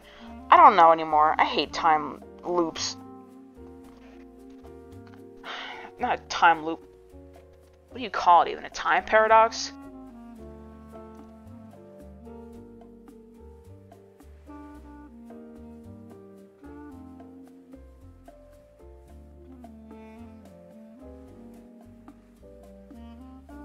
Yeah, I hate time paradox because it's so confusing to me.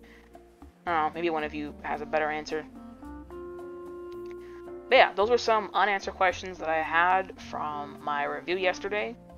And because the last part of that footage was so crackly and gross, I decided to redo it here. Which I feel like works a little bit better anyways. So yeah, that's all I have today. My throat's gone. I need to rest. Put this up on the YouTube. And yeah, I hope that you all enjoyed. Thank you very much for watching from wherever you came from. I do appreciate, you know, the views and whatnot. Make sure you leave your thoughts down below. Leave your thoughts on my thoughts, or your just general takes about God of War. I do read them. So thank you guys yet again, and I'll see you at some point. I don't know when, but at some point.